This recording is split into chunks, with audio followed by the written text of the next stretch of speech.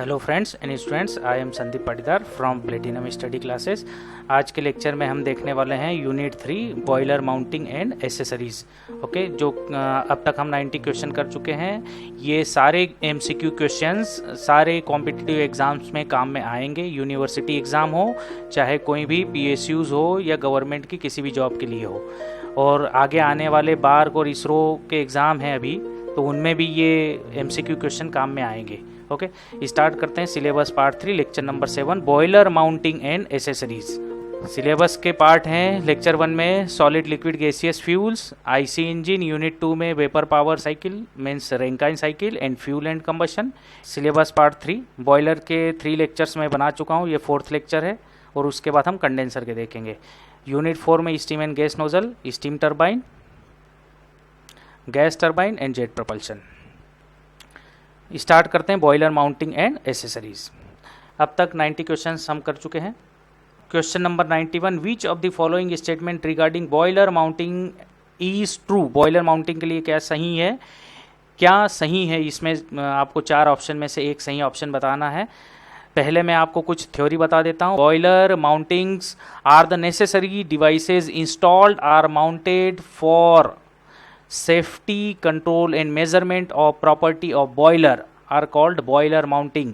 मतलब boiler mounting boiler की ऐसी डिवाइसेस हैं जो बॉयलर को 3 चीज़ें याद रखना है आपको। बॉयलर को they safety, control and measurement of the property like pressure, temperature, something okay of the boiler, उनको कहते हैं बॉयलर माउंटिंग। बॉयलर माउंटिंग में आपका आता है water level indicator, pressure gauge, safety valve, steam stop valve, blow off valve, feed check valve, fusible plug, manhole. ये अभी आप नाम पढ़ करके शायद जो पहली बार या मतलब जिसको बिल्कुल बेसिक नहीं है उसके लिए थोड़ा सा डिफ़िकल्ट होगा, तो मैं पिक्टोरियल व्यू के साथ आपको बताऊंगा। इसके बाद बॉयलर एसेसरीज होती हैं। बॉयलर एसेसरीज क्या हैं? Boiler accessories are the devices which are installed to the boiler for increasing the performance, efficiency and smooth working are called boiler. तो आपको एसेसरीज में याद रखना है जो परफॉर्मेंस को बढ़ाए, जो एफिशिएंसी को बढ़ाए, वो बॉयलर एसेसरीज़ है, और जो सेफ्टी कंट्रोल मेजरमेंट दे वो बॉयलर माउंटिंग्स है। बॉयलर एसेसरीज में economiser, air preheater, super heater, feed pump, steam separator, steam trap. तो एक बार को हम पहले बॉयलर माउंटिंग और उसके क्वेश्चन देखते हैं, फिर बॉयलर एसेसरीज उसके क्वेश्चन कंटिन्यूशन में देखेंगे। तो इसको देखने के पहले कि बॉयलर माउंटिंग्स के लिए क्या है, तो पहले ही क्वेश्चन आपको मिल गया कि बॉयलर माउंटिंग में आपको 3 चीज़ें याद रखना है। Safety, control and measurement of property of the boiler. Boiler को जो सेफ्टी दे, कंट्रोल दे, मेजरमेंट दे, उसको हम बोलेंगे बॉयलर माउंटिंग्स। याद रखना है बॉयलर माउंटिंग। जैसे एक ह्यूमन के लिए मैं बात बताऊं तो जैसे जब अगर हम बाइक चला रहे हैं तो अगर हमने सन ग्लासेस लगा लिए तो हमें वो क्या दे रहा है? सेफ्टी। हाई प्रेशर की एयर हमारी आंखों में डायरेक्ट नहीं लग रही है, कम लग रही है ना, तो सेफ्टी दे रहा है। दूसरी चीज़ क्या है? अगर आप हेलमेट लगा लेंगे तो आपको सेफ्टी और कंट्रोल दोनों मिलेगा, और सेफ्टी भी अगर देखेंगे तो सन ग्लासेस से ज़्यादा सेफ्टी है।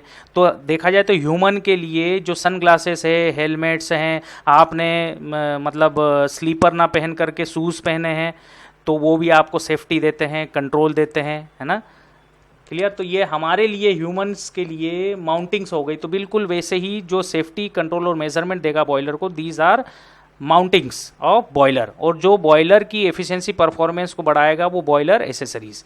जैसे मैं अगर मतलब कोई भी पर्सन बिना पंखे में बैठ करके बिना फ़ैन के 2 घंटे मैक्सिमम काम कर सकता है, तो हो सकता है फ़ैन लगने के बाद 3 घंटे 4 घंटे काम कर ले, और अगर वो एसी लगा ले, मतलब एसी वाले रूम में बैठा हो, तो 5-6 घंटे, 7 घंटे, 8 घंटे भी वर्क कर सकता है। ऐसे नहीं सोने लग जाओ, है ना। तो मैं बता रहा हूँ, तो हमारे ह्यूमंस के लिए ये सब क्या है? एसेसरीज है।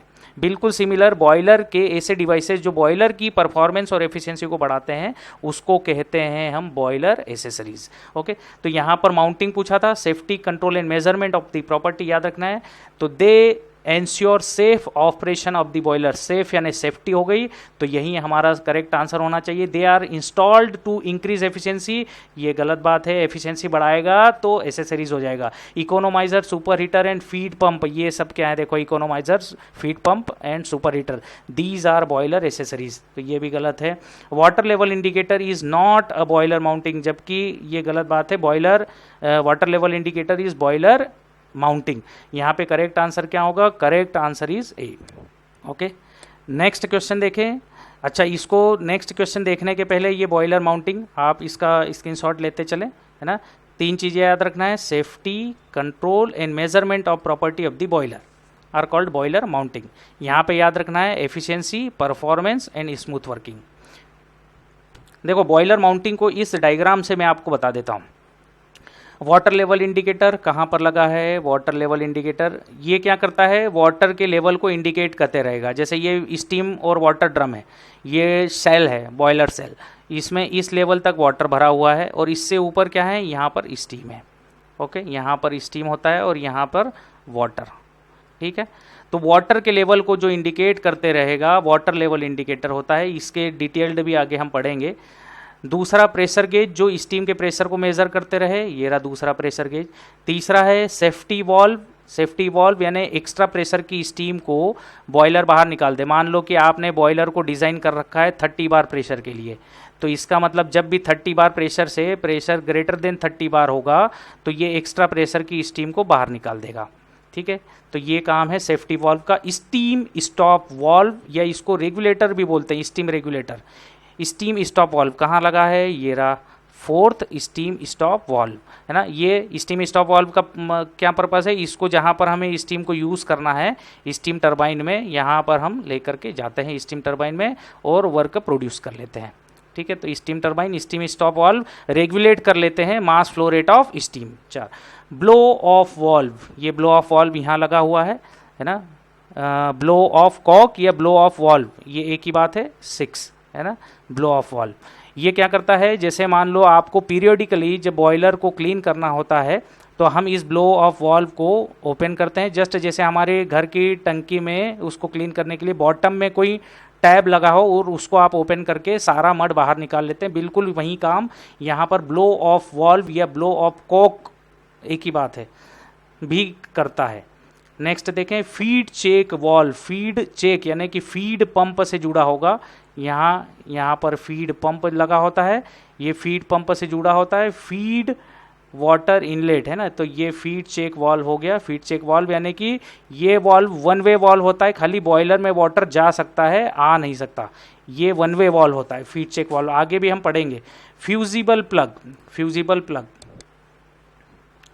फ्यूजिबल प्लग 7th है। फ्यूजिबल प्लग जनरली ये फ्यूजिबल प्लग यहाँ पर लगा होता है ना, आगे मैं दिखा दूंगा आपको। फ्यूजिबल प्लग ये क्या करता है, जब बॉयलर ड्रम में वाटर लेवल मिनिमम लेवल से जब कम होने लगता है तो ये फ्यूजिबल मेटल मेल्ट हो जाएगी। ये एक्चुअली इसकी सही लोकेशन ये है 7th, यहाँ नहीं।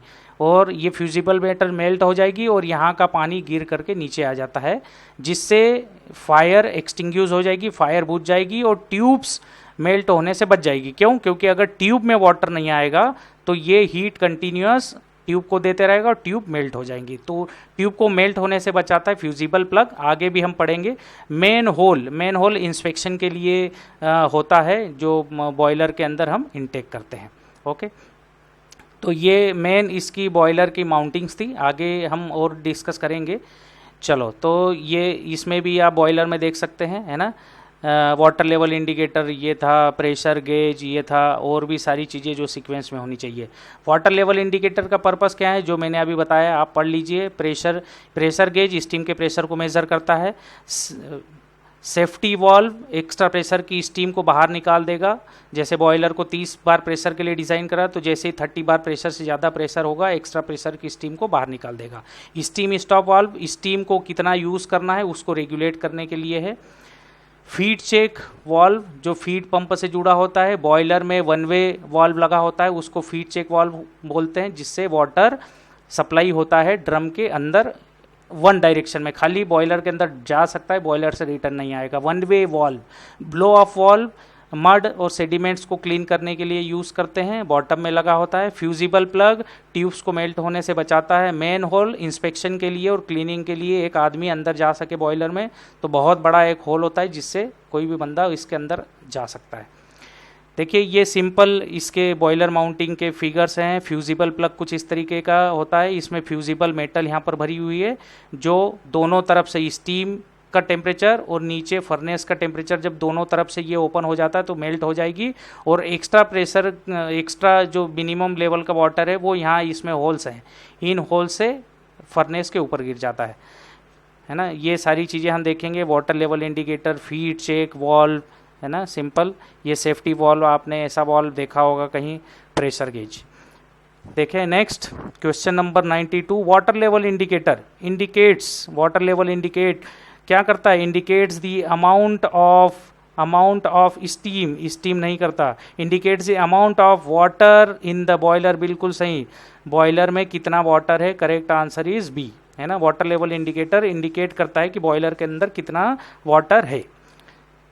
क्वेश्चन नंबर, अच्छा इसी में वाटर लेवल इंडिकेटर के बारे में कुछ और थ्योरी मैं आपको बता देता हूँ। देखो वाटर लेवल इंडिकेटर कुछ इस तरीके का आपको दिखेगा, यहाँ स्टीम है और यहाँ वाटर है ना, और ये ग्लास ट्यूब है जिस पे हमें लेवल दिखते रहेगा कि वाटर का कितना लेवल है, ठीक।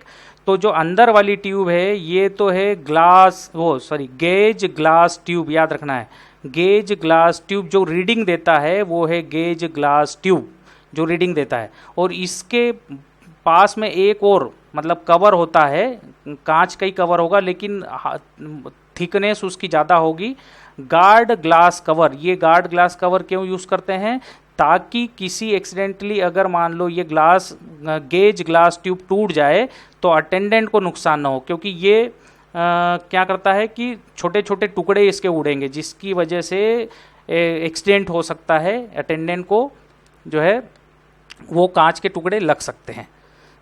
तो गेज ग्लास ट्यूब होता है जो लेवल, वाटर लेवल को दिखाता है, और गार्ड जो है उसमें लगा होता है जो अटेंडेंट को सेफ्टी देता है। देखिए इसमें अगर हम ग्लास ट्यूब को इसको देख रहे हो, शॉर्ट में बता देता हूँ, वैसे इसकी वर्किंग भी इसमें नीचे मैंने दे रखी है। तो यहाँ से जब स्टीम जा रही है, इधर से वाटर आ रहा है, तो दोनों तरफ से प्रेशर बराबर है, तो ये बॉल्स अपनी पोजीशन में है, देखो ये बॉल्स अपनी पोजीशन में है। और मान लो किसी वजह से अगर ये ग्लास ट्यूब ब्रेक हो जाती है, जैसे ये ब्रेक हो गई है ना, तो ब्रेक हो गई, तो अब अगर हम देखेंगे तो यहाँ पे प्रेशर क्या है, लो, यहाँ पे प्रेशर क्या हो गया, लो, इस साइड प्रेशर लो हो गया, है ना, और इस साइड अगर हम देखें तो प्रेशर क्या हो गया, हाई, यहाँ पे प्रेशर क्या है, प्रेशर इज हाई। तो हाई प्रेशर क्या करेगी, इस बॉल को मूवमेंट करा करके यहाँ ले आएगा, ये वाली बॉल जो है मूवमेंट करके यहाँ आ जाएगी, जिससे ये रुक जाएगा, है ना, स्टीम एटमॉस्फेयर में नहीं जाएगी। नहीं तो अगर इस ग्लास ट्यूब के पास में अगर कोई खड़ा होगा तो उसको वो जल सकता है स्टीम से, है ना, और न कि वाटर का प्रेशर भी ज़्यादा होगा, तो ये बॉल यहाँ पर जाकर के फिक्स हो जाएगी। बात आपको क्लियर होगी, जिससे क्या है, अटेंडेंट इसको रिप्लेस कर सकता है, इन कॉक्स को बंद कर देगा। ऐसा अगर हुआ तो ये बॉल्स इसको स्टीम को एटमॉस्फेयर में नहीं जाने देगी और वाटर भी एटमॉस्फेयर में नहीं जाएगा, ये बॉल्स इनको रोक लेंगी। इसके बाद इन कॉक्स को बंद करके हम ग्लास ट्यूब को बदल लेंगे, वाटर लेवल इंडिकेटर को इसको चेंज कर लेंगे, और उसके बाद इन कॉक को खोलेंगे तो pressure difference, equilibrium pressure generate होगा, फिर से ऐसी कंडीशन बन जाएगी, बॉल यहाँ आ जाएगी। क्लियर होगा। लोकेशन होता है ये साइड में लगा होता है, फिटिंग में be seen in front of the boiler, boiler के सामने लगा होता है, और ये दो वाटर ट्यूब्स लगी होती हैं, है ना, दो water tube generally stand by एक होती है, एक स्टैंड बाई मतलब एक अगर टूट गई तो दूसरी ग्लास ट्यूब हमें रीडिंग देते रहे। कंस्ट्रक्शन इसका पढ़ लेना, यहाँ पर है, स्क्रीनशॉट चाहो तो ले लो। Safety against if gauge glass tube gets broken, क्या होगा, इसमें फिगर ए और फिगर बी मैंने दे रखे हैं। इसमें फिगर ए में क्या हो रहा है और फिगर बी में इसकी थ्योरी मैंने लिख रखी है, आप वहाँ से देख लें यहाँ से, ठीक है। तो एक्सप्लेन मैं कर ही चुका हूँ। In water level indicator, question number 93, in water level indicator glass tube that indicates the water level is called, क्या बोल रहा है, जो वाटर लेवल को इंडिकेट करता है, वाटर लेवल को इंडिकेट करता है द ग्लास ट्यूब, ऐसी ग्लास ट्यूब कौन सी है, गेज ग्लास ट्यूब, जो वाटर के लेवल को इंडिकेट करता है। यहाँ पे करेक्ट आंसर क्या होगा, correct answer is C, correct answer is C, gauge glass tube. Okay, ये गेज ग्लास ट्यूब वाटर के लेवल को इंडिकेट करता है। क्यों, क्योंकि ये होती हार्ड है, लेकिन इसके सार्ड का मतलब क्या है, छोटे छोटे टुकड़े बिखर करके फैलते हैं अगर ये ब्रेक होगी, और जिससे अटेंडेंट को मतलब नुकसान हो सकता है, हर्ट हो सकता है ना। तो इसको एक गार्ड लगा देते हैं, मतलब सेफ्टी गार्ड समझ लो। तो गार्ड ग्लास ट्यूब, तो एक है ग्लास ट्यूब में गेज ग्लास ट्यूब, और दूसरा है गार्ड ग्लास कवर या गार्ड ग्लास ट्यूब, एक ही बात है। Question number 94, what is the purpose of guard glass, वही बात है, गार्ड ग्लास का पर्पस क्या है, it protects the attendant if water start leaking, नहीं ये गलत बात है, it protects the water gauge if steam pressure inside the, ये भी गलत बात है, it protects the attendant if boiler crack, ये भी गलत बात है, it protects the attendant if the gauge glass broken, ये बिल्कुल सही बात है। जब गेज ग्लास अगर ब्रेक हो जाता है तो ये गार्ड ग्लास क्या करेगा, कवर करेगा, ताकि अटेंडेंट को नुकसान ना हो। करेक्ट आंसर यहाँ पर आपका क्या होगा, डी। ओके, नेक्स्ट क्वेश्चन देखें, क्वेश्चन नंबर 95, सब खटाखट क्वेश्चन लगेंगे एक बार थ्योरी लगाने के बाद। How many level indicators are there in the water level indicators of the boiler, दो लगाते हैं, एक स्टैंड बाई के लिए लगाते हैं हमेशा। मान लो एक अगर ब्रेक हो गया तो दूसरा हमें रीडिंग देते रहे, वहाँ पर एक कोक लगा होता है जिसको हम उसको ऑन कर सकते हैं। तो दो ग्लास ट्यूब होते हैं, तो करेक्ट आंसर इज बी, एक स्टैंड बाई पे होता है हमेशा। मान लो एक ब्रेक हो गया तो दूसरा भी लेवल को इंडिकेट करते रहे वाटर के। क्वेश्चन नंबर 96, इसमें ए और बी सेम क्वेश्चन है, इसलिए 96 ए बोल दिया। What is the function of pressure gauge in the, pressure gauge आ गया भाई, pressure gauge in the boiler क्या करता है, स्टीम के प्रेशर को मेजर करता है, to indicate steam pressure, steam के प्रेशर को मेजर करता है। और किस में मेजर करता है, किलो न्यूटन पर मीटर स्क्वायर या केजी फोर्स, ये एक यूनिट है, केजी फोर्स पर centimetre square. KG force is 9.81, KG force is 9.81 newton. Okay, newton, और नीचे सेंटीमीटर है, मीटर में चेंज करोगे तो divide by 100 square. Question number यहाँ पे क्या हो गया, आंसर ए है ना, ये आप इसकी थ्योरी देख सकते हैं। Question number 96 B, what is the purpose of pressure gauge, ये बिल्कुल सिमिलर है, इसलिए 96 ए और 96 बी बोल दिया है। It measures the pressure, pressure को मेजर करता है, exerted on the boiler, boiler पे थोड़ी प्रेशर होता है, ऑन का मतलब ये गलत है। It measures the current atmospheric pressure, नहीं, it measures the pressure exerted inside the boiler set, pressure ये थोड़ा सा लॉजिकल लग रहा है, लेकिन आगे देखें। It measures hydrostatic pressure of the water, water का प्रेशर मेजर नहीं करता है। It measures the pressure of steam, अगर लिख देता तो और अच्छा होता, it measures the pressure of steam exerted inside the boiler shell, यहाँ पर करेक्ट आंसर आपका होगा सी। ओके, यहाँ पर थ्योरी है, जो प्रेशर गेज जो हम इंस्टॉल करते हैं किसी भी बॉयलर में, वो डबल कैपेसिटी का लगाते हैं। इसका मतलब अगर बॉयलर को आप 30 बार कैपेसिटी का बॉयलर है तो उसमें 60 बार जो है तक की रीडिंग वो दे सकता है ना, ताकि हमें सेफ्टी रहे। चलो नेक्स्ट क्वेश्चन देखते हैं, question number 97, which of the following statement about compound pressure gauge, compound pressure gauge क्या करता है, ये दोनों तरफ प्रेशर को मेजर करता है। ये दोनों तरफ से मतलब हम ऐसा बोल सकते हैं कि measures pressure above and below the atmospheric pressure, मतलब दोनों प्रेशर को मेजर कर सकता है। जनरली जो ये प्रेशर गेज आपको दिख रहा है यहाँ पर देखिए, ये जो प्रेशर गेज जो रीडिंग देते हैं नॉर्मली, ये 1 एटमॉस्फेरिक से ऊपर का प्रेशर देते हैं, एटमॉस्फेरिक प्रेशर से ऊपर का प्रेशर मेजर करते हैं। लेकिन जो कंपाउंड प्रेशर गेज होता है ये एटमॉस्फेरिक प्रेशर से नीचे का भी प्रेशर दे सकता है और एटमॉस्फेरिक प्रेशर से ऊपर का तो हर प्रेशर गेज देता ही है। तो कहने का मतलब है वैक्यूम का भी प्रेशर ये बता सकता है। It measures the hydrostatic pressure, it measures the pressure above and below atmospheric pressure on the same dial, एक ही डायल पे वो दोनों दिखा सकता है। भाई प्रेशर अगर एटमॉस्फेयर से ज़्यादा होगा तो दिखा देगा ज़्यादा प्रेशर 1 बार से, और एटमॉस्फेयर मतलब अगर कहीं पर भी प्रेशर, किसी भी डिवाइस के अंदर प्रेशर, जैसे कंडेंसर के अंदर प्रेशर एटमॉस्फेरिक प्रेशर से कम है, तो कंपाउंड ये प्रेशर गेज यहाँ पर काम में आएगा। ओके, करेक्ट आंसर आपका बी हो गया। नेक्स्ट क्वेश्चन देखते हैं, question number 98। The siphon tube in the burden pressure gauge is field with, है ना। तो फील्ड विथ क्या है, देखो ये प्रेशर गेज है, बर्डन प्रेशर गेज, यहाँ से स्टीम आ रही है, इसका प्रेशर हमें मेज़र करना है, ये बॉयलर साइड का पोर्शन है, इसका प्रेशर मेज़र करना है। ये क्या है, यू मतलब हम बोल सकते हैं साइफन ट्यूब, इसको बोलते हैं साइफन ट्यूब, ये साइफन ट्यूब है, ठीक। और यहाँ पे जो ये वाटर आपको दिख रहा है, दिस इज़ कंडेंस्ड वाटर, ये कंडेंस्ड वाटर है। ये स्टीम कंडेंस्ड वाटर को फोर्स लगाएगी, ये जब ऊपर की डायरेक्शन में मूव करेगा तो इसको नीचे की डायरेक्शन में मूव कराएगा, जब ये नीचे जाएगा तो इसको आगे धकाएगा तो ये एंटी क्लॉकवाइज डायरेक्शन में मूवमेंट करेगा, और जब ये एंटी क्लॉकवाइज डायरेक्शन में मूवमेंट करेगा तो इसको क्लॉकवाइज डायरेक्शन में मूवमेंट देगा। फिर ये आपको रीडिंग दे देगा, जितना यहाँ पर फोर्स लगेगा उसी के हिसाब से ये रोटेट करेगी। तो यही आपको पूछा है कि इस साइफन ट्यूब में जो प्रेशर होता है, अच्छा इसको rack and pinion, gear and pinion बोलते हैं, इसको पिनियन बोलते हैं और इसको रेक बोलते हैं, रेक एंड पिनियन भी बोल सकते हैं। ओके, तो यही आपको पूछा है, ये थ्योरी भी आप देख सकते हैं। आपको पूछा है कि साइफन ट्यूब में क्या फील होता है, तो कंडेंस्ड वाटर, करेक्ट आंसर आपका क्या होगा, डी। नेक्स्ट क्वेश्चन देखें, question number 99।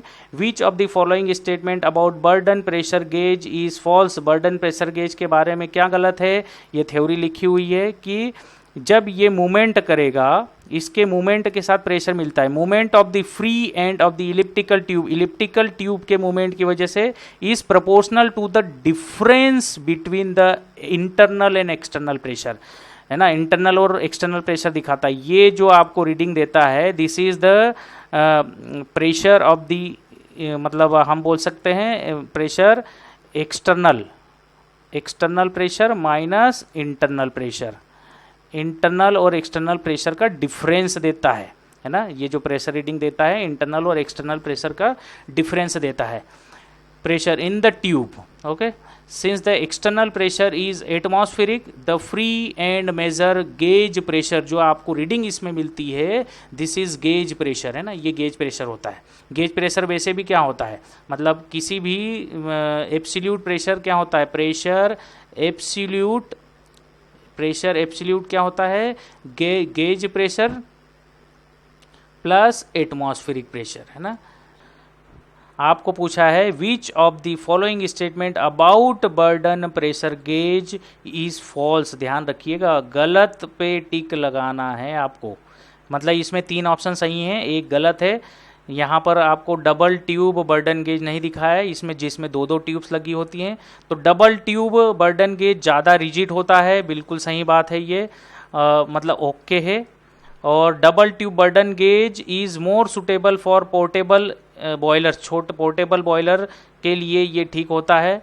It measures the gauge pressure, ये गेज प्रेशर को मेजर करता है, बिल्कुल सही बात है।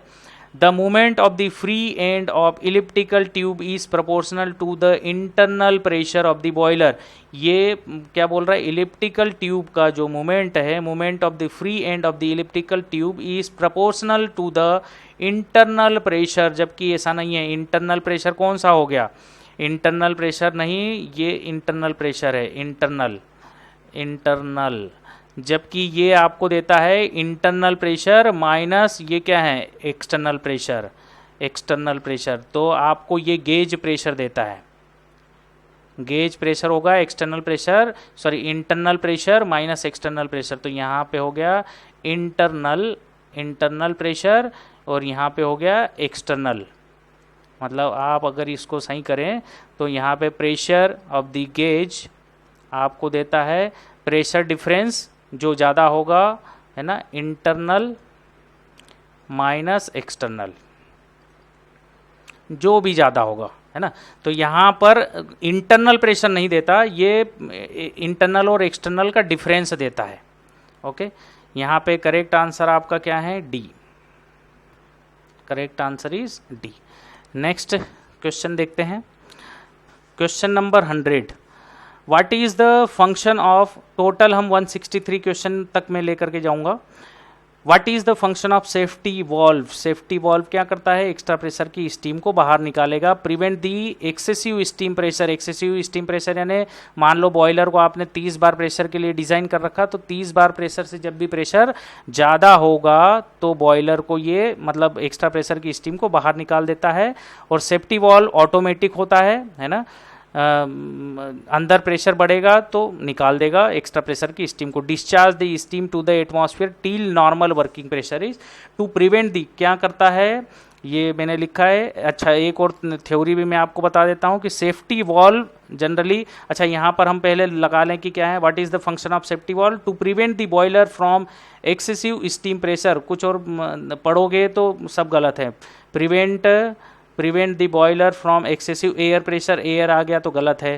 प्रिवेंट द वाटर प्रेशर गलत है भाई, हम तो सेफ्टी वॉल्व स्टीम के लिए होता है। सेफ्टी वॉल्व किसके लिए यूज़ होता है, स्टीम के प्रेशर के लिए। प्रिवेंट दी बॉयलर फ्रॉम, ये सब डबल डबल आ गया। राइजिंग टेम्परेचर गलत बात है, यहाँ पर करेक्ट आंसर आपका क्या है, करेक्ट आंसर इज ए। और रिलेवेंट मैं आपको बता देता हूँ कि सेफ्टी वॉल्व की अगर हम बात करते हैं तो there are 4 type of safety valves. High steam and low water safety valve. High steam and low water अभी बता दूंगा मैं क्या है। Dead weight safety valve, spring loaded safety valve, lever safety valve, है ना। सेफ्टी वॉल्व एक्स्ट्रा प्रेशर की steam को बाहर निकालने के काम में आता है। क्वेश्चन नंबर 101, 101 क्वेश्चन नंबर है। The function of safety valve is, safety valve का पर्पस क्या है, टू रिलीज, बिल्कुल सेम है, to release the excess steam when the steam pressure exit the rated pressure. Rated pressure यानी जिस pressure पे boiler काम करता है। यहाँ पर भी करेक्ट आंसर ए होगा। ओके, आगे पढ़ोगे तो एक्सटिंग्विश फायर, नहीं गलत बात है। To release the excess water, water आ गया गलत बात है। The cut off the water supply, water supply को कट करता है, ये सब गलत बातें हैं। तो ये इस तरीके से है, यहाँ पे स्टीम प्रेशराइज करेगी इन सेक्शंस को।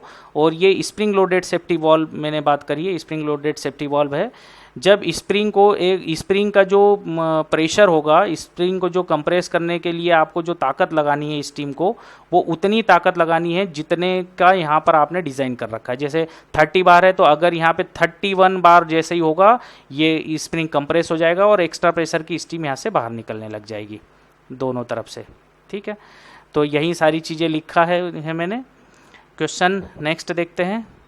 अच्छा, इसमें टाइप्स ऑफ सेफ्टी वॉल्व जो हमने पढ़ने हैं, हाई मतलब जो अभी मैं आपको बता रहा था, ये 4 हमने पढ़ने हैं। High steam and low water, dead weight, spring loaded, lever safety valve. दिखा देता हूँ पिक्टोरियल व्यू ताकि आपको क्लियर हो जाए, है ना। High steam and low water का मतलब है कि जब स्टीम का प्रेशर, मान लो ये स्टीम का प्रेशर हाई हो, प्रेशर ऑफ स्टीम का प्रेशर जब बढ़ जाएगा तब, और यहाँ पर आप देख सकते हैं कि लेवल, वाटर लेवल क्या हो गया, डाउन, वाटर लेवल मिनिमम हो गया यहाँ पर। तो जब भी वाटर लेवल मिनिमम हो जाएगा, और जाहिर सी बात है जब वाटर लेवल मिनिमम होगा और स्टीम का प्रेशर जब बढ़ जाएगा तो यहाँ से स्टीम बाहर की तरफ निकल जाएगी ऑटोमेटिक। यहाँ पर एक बैलेंसिंग लगा हुआ है, ये नीचे होगा और ये ऊपर जाएगा तो ये इसको ओपन कर देगा। कुल मिला करके इस तरीके की सिचुएशन बनेगी। तो ये हाई स्टीम, ध्यान रखना कंफ्यूज करने के लिए, लो स्टीम आ जाता है, लो स्टीम एंड हाई वाटर नहीं। हाई स्टीम का मतलब है प्रेशर स्टीम का हाई हो, हाई स्टीम का प्रेशर जब भी होगा, डिज़ाइन प्रेशर से ज़्यादा प्रेशर होगा तो ये एक्स्ट्रा प्रेशर की स्टीम को बाहर निकालेगा। और जब भी बॉयलर ड्रम के अंदर वाटर लेवल मिनिमम हो जाएगा तो एक्स्ट्रा प्रेशर की स्टीम को बाहर निकाल देता ताकि बॉयलर को ब्लास्ट होने से बचाया जा सके। दूसरा डेड वेट सेफ्टी वॉल्व, ये वेट्स लगे हुए हैं, ये वेट है, ये वेट मतलब स्टीम के प्रेशर के हिसाब से लगाए हुए हैं वेट, है ना। जैसे 30 बार प्रेशर के लिए कितना वेट होना चाहिए वो कैलकुलेट करके ये वेट लगे हुए हैं। जब भी 30 बार प्रेशर से ज़्यादा प्रेशर होगा, डिज़ाइन प्रेशर से ज़्यादा प्रेशर होगा, ये वेट को लिफ्ट कर देगा और एक्स्ट्रा प्रेशर की स्टीम को बाहर निकाल देगा। क्लियर है। तीसरा है लीवर सेफ्टी वॉल्व। ये कुछ इस तरीके का आपको दिखता है, ये एक लीवर है ना, ये लीवर है, लीवर सेफ्टी वॉल्व है, ये लीवर है और ये वेट लगा हुआ है लेकिन दूर लगा हुआ है, इसके हिंज पॉइंट से दूर लगा है। तो जब भी स्टीम का प्रेशर बढ़ेगा तो ये इसको प्रेशराइज करेगा और वेट के हिसाब से जो हमने डिज़ाइन कर रखा है, यहाँ वेट कितना लगाते हैं स्टीम के प्रेशर के हिसाब से लगाते हैं कितना प्रेशर है, और फिर यहाँ से स्टीम बाहर निकल जाती है कुछ इस तरीके से, एक्स्ट्रा प्रेशर की स्टीम। ये हो गया लीवर सेफ्टी वॉल्व, क्योंकि लीवर लगा है ना। स्प्रिंग लोडेड सेफ्टी वॉल्व मैं आपको बता ही चुका हूँ, स्प्रिंग लगा हुआ है, थ्योरी बता चुका हूँ। स्प्रिंग को डिज़ाइन करते हैं अंदर की स्टीम के प्रेशर के हिसाब से। देखिए ये भी बिल्कुल सिमिलर क्वेश्चन है, लेकिन पूछा है how many type of safety valves are used in boiler practice. Generally कितने स्टीम वॉल्व मतलब सेफ्टी वॉल्व होते हैं, high steam and low water safety valve, dead weight safety valve, spring loaded safety valve, lever safety valve, 4 type के होते हैं। लेकिन in practice, जो practice में जनरली प्रैक्टिकल बैकग्राउंड पे जो हम यूज़ करते हैं वो 2 वॉल्व होते हैं। क्वेश्चन मार्क है मुझे इस क्वेश्चन पे, लेकिन आंसर मैंने कई जगह सर्च किया तो यही मिल रहा है करेक्ट आंसर बी, पर ये क्वेश्चन को आप कंसिडर ना करें, इसलिए मैंने कोई इस पे नंबर ना दिए। अगर जनरल प्रैक्टिस ना पूछे how many type of safety valve तो 4 होगा आंसर, है ना। और सेफ्टी वॉल्व नॉर्मल प्रैक्टिस में 2 होते हैं और जनरल व्यू में 4 होते हैं। ओके, चलो क्वेश्चन नंबर 102 देखते हैं। 102 विच of the following is not a safety valve. Safety valve कौन सा नहीं है, बता दिया था। लीवर सेफ्टी वॉल्व होता है, स्लाइडिंग टाइप नहीं होता, डेड वेट सेफ्टी वॉल्व होता है, स्प्रिंग लोडेड सेफ्टी वॉल्व होता है। Correct answer is B, sliding type safety valve नहीं होता। Question number 103 which of the following is not a type of safety valve. कौन सा सेफ्टी वॉल्व नहीं है, नॉट, गलती से गलत टिक नहीं लगा देना। डेड वेट सेफ्टी वॉल्व होता है, ओके, लीवर सेफ्टी वॉल्व होता है, स्प्रिंग लोडेड सेफ्टी वॉल्व होता है, हाई वाटर नहीं होता, ये हाई वाटर गलत है, हाई वाटर गलत है। क्या होता है, हाई स्टीम ये होता है। देखो हाई क्या होता है, high steam and low water. लेकिन बच्चा अगर ध्यान नहीं देगा तो वो परेशान होते रहेगा, पता नहीं किस पे टिक लगा देगा। करेक्ट आंसर यहाँ पे क्या होगा, डी, है ना। High steam and low water safety valve होता है, high water and low steam safety valve नहीं होता। Question number 104 which of the following statement about high steam, ये देखो सही पूछा है, high steam and low water safety valve is false. False पूछा है ना। It can be used, theory यहाँ से आप पढ़ें, it can be used on portable boilers, portable boilers पे यूज होता है। गलत पे आपको टिक लगाना है, तो गलत हम देखें जरा इसमें, steam scapes out when water level fall below the certain level, ये तो ओके है, लेकिन आपको गलत पे टिक लगाना है। Steam is released when it's pressure exit a certain pressure, बिल्कुल ये भी ओके है।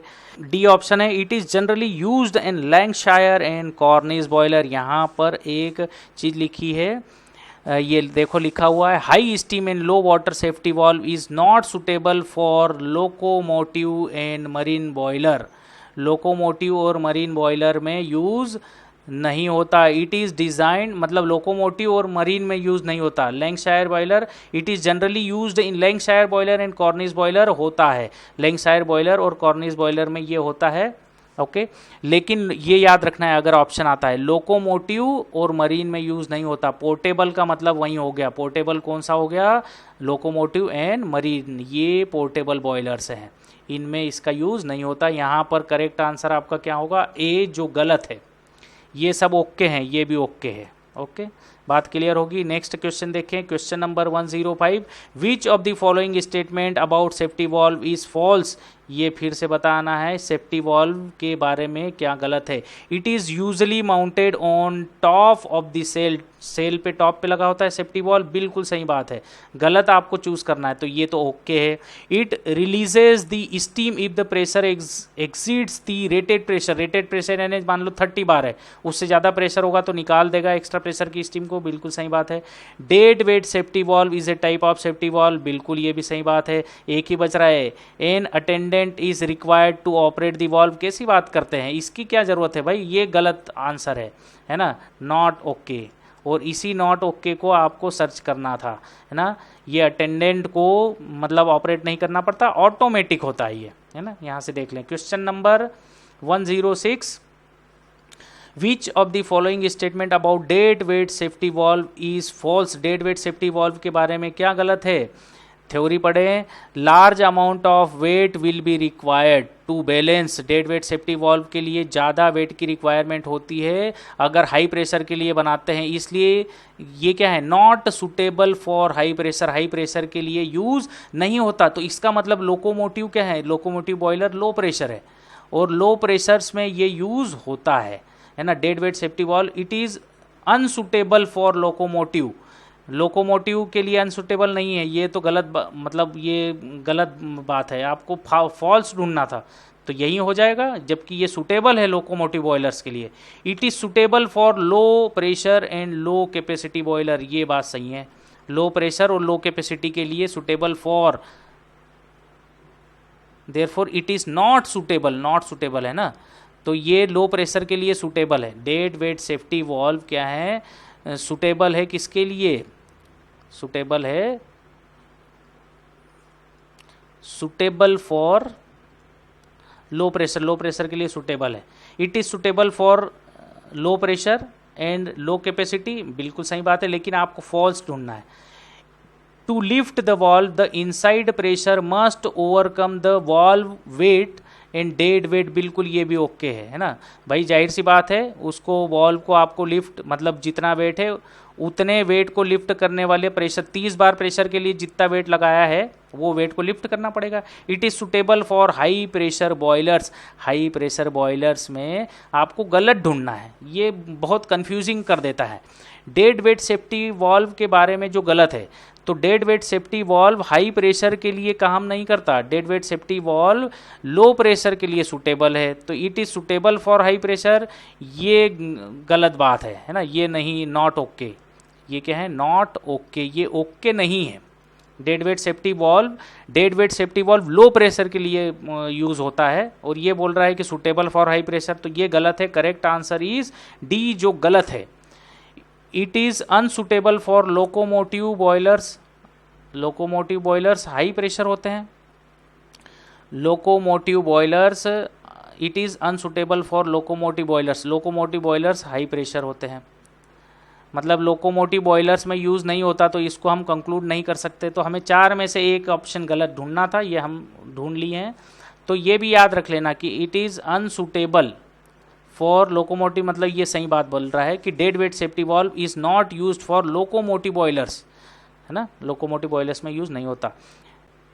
नेक्स्ट क्वेश्चन देखें, question number 107, what is the function of feed check valve, feed check valve का, अब फीड चेक वॉल्व कौन सा है, जो बॉयलर में वाटर को एंटर कराता है, that is called feed check valve. कुछ थ्योरी है और ये डायग्राम है, देखो ये फीड वाटर से, ये मतलब यहाँ से ग्राउंड से वाटर आ रहा है या सर्किट में वाटर इन किया, जब इन किया तो इसको बोलते हैं चेक वॉल्व, और ये चेक वॉल्व जो है ये वन वे वॉल्व होता है, ये वन वे वॉल्व होता है, वन वे वॉल्व, खाली एक डायरेक्शन में ये खाली वाटर को जाने देगा, और बॉयलर से रिटर्न जब वाटर आएगा, मान लो पंप को आप अगर स्विच ऑफ कर देते हैं, ऑफ कर देंगे, ये फीड चेक वॉल्व है, और यहाँ नीचे लगा होगा फीड पंप, है ना, यहाँ नीचे क्या लगा होगा, फीड पंप, फीड पंप, ठीक है, ये फीड पंप से वाटर इन होगा, तो ये वन वे वॉल्व होता है। What is the function of feed check valve, water को फीड करता है बॉयलर के अंदर, और ये वन वे वॉल्व होता है। तो देखें जरा हम इसको, क्या है, it regulates the flow of hot gases, गलत बात है, वाटर को करता है। It controls the flow of air, ये गलत बात है। It controls the supply of steam, ये भी गलत बात है। It controls the supply of water in the boiler, correct answer is D, water को सप्लाई करता है, ओके, यहाँ आप पढ़ भी सकते हैं। एक और अच्छी बात है इसमें लिखी हुई कि ये जो फीड चेक वाल्व लगा होता है ये कहाँ लगा होता है, installed slightly below the normal water level in the water space, है ना। वाटर स्पेस में जो नॉर्मल, जैसे मैक्सिमम जितने नॉर्मल लेवल आपको चाहिए उससे स्लाइडली नीचे कहीं ये इंस्टॉल होता है, एकदम बराबर लोकेशन पे नहीं होता, ताकि जैसे एकदम से इंडिकेशन नहीं मिलेगा ना, तो वॉल्व को बंद होते होते, ऑटोमेटिक अगर वॉल्व है तो वॉल्व को बंद होते होते कुछ टाइम लग जाएगा, इसलिए करेक्ट आंसर डी हो गया। यहाँ पर आप देख सकते हैं तो ये फीड चेक वाल्व है, ये फीड चेक वाल्व है, ये फीड पंप से जुड़ा हुआ है, ये पंप से यहाँ पर जुड़ा हुआ है ना, ये पंप से जुड़ा हुआ है। तो ये फीड चेक वाल्व, फीड का मतलब है कि देना, फीडिंग, है ना। नॉर्मली जैसे बच्चे को फीडिंग कराती है माँ, तो फीड वर्ड भी वो वही है, कुल मिलाकर के फीडिंग है ना, एंटर कराना। तो कोकरन बॉयलर में आप यहाँ पर देख सकते हैं ये फीड चेक वाल्व लगा है। क्वेश्चन देखें, where is the feed check valve mounted. Feed check valve कहाँ माउंटेड होता है, अभी मैंने बताया कि normally slightly above the normal, slightly below the normal water. On top नहीं, ये टॉप गलत बात है।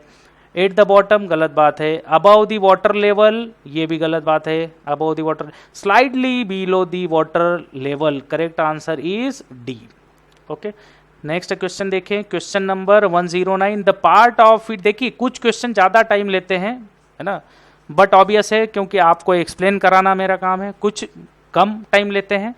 भाई साहब अगर आपने चैनल को सब्सक्राइब नहीं करा है तो सब्सक्राइब कर लीजिए, बहुत मेहनत से ये वीडियो बनाया जा रहा है, कंटेंट इकट्ठा कर रहा हूँ मैं, सारी चीज़ें हैं। Okay, the part of feed check valve, आगे और मज़ा आएगा, है ना, धीरे धीरे करके एक एक चीज़, एक एक कंसेप्ट क्लियर करें जितना हमारे काम का है ना। जो काम का नहीं है वो मैं कुछ थोड़ा सा कम भी डिटेल बताता हूँ उसमें, ठीक है। चलिए, the part of feed check valve which move up and down, जो अप एंड डाउन मूव करता है, ये रहा अप एंड डाउन मूव करता है। और फीड चेक वाल्व ये वन वे वाल्व होता है, वन वे, है ना, अभी मैंने बता दिया था one way valve, one way valve. Okay, तो क्या वो बोलते हैं इसको, automatic under the pressure of water on gun metal sheet. Gun metal sheet में, ये गन मेटल शीट है ना, ये गन मेटल शीट है और इसमें ये वाल्व लगा है, इसको बोलते हैं चेक वाल्व, ये चेक वाल्व। करेक्ट आंसर यहाँ पे क्या होगा, ए, इसको check valve, one way valve होता है। नेक्स्ट क्वेश्चन देखें, question number 110 which of the following statement about feed check valve is false. ये कंफ्यूजिंग कर देता है फॉल्स बोल करके, मतलब आपको सही पे ओके लिखते जाना है, गलत ऑटोमेटिक मिल जाएगा। It controls the flow of water, okay, it भाई वाटर को कंट्रोल करता है, यहाँ से वाटर इन हो रहा है, ओके, और वाटर लेवल से थोड़ा सा नीचे लगा होता है, जैसे यहाँ तक हमें मैक्सिमम पानी वाटर फिल करना है, इससे नीचे लगा होता है।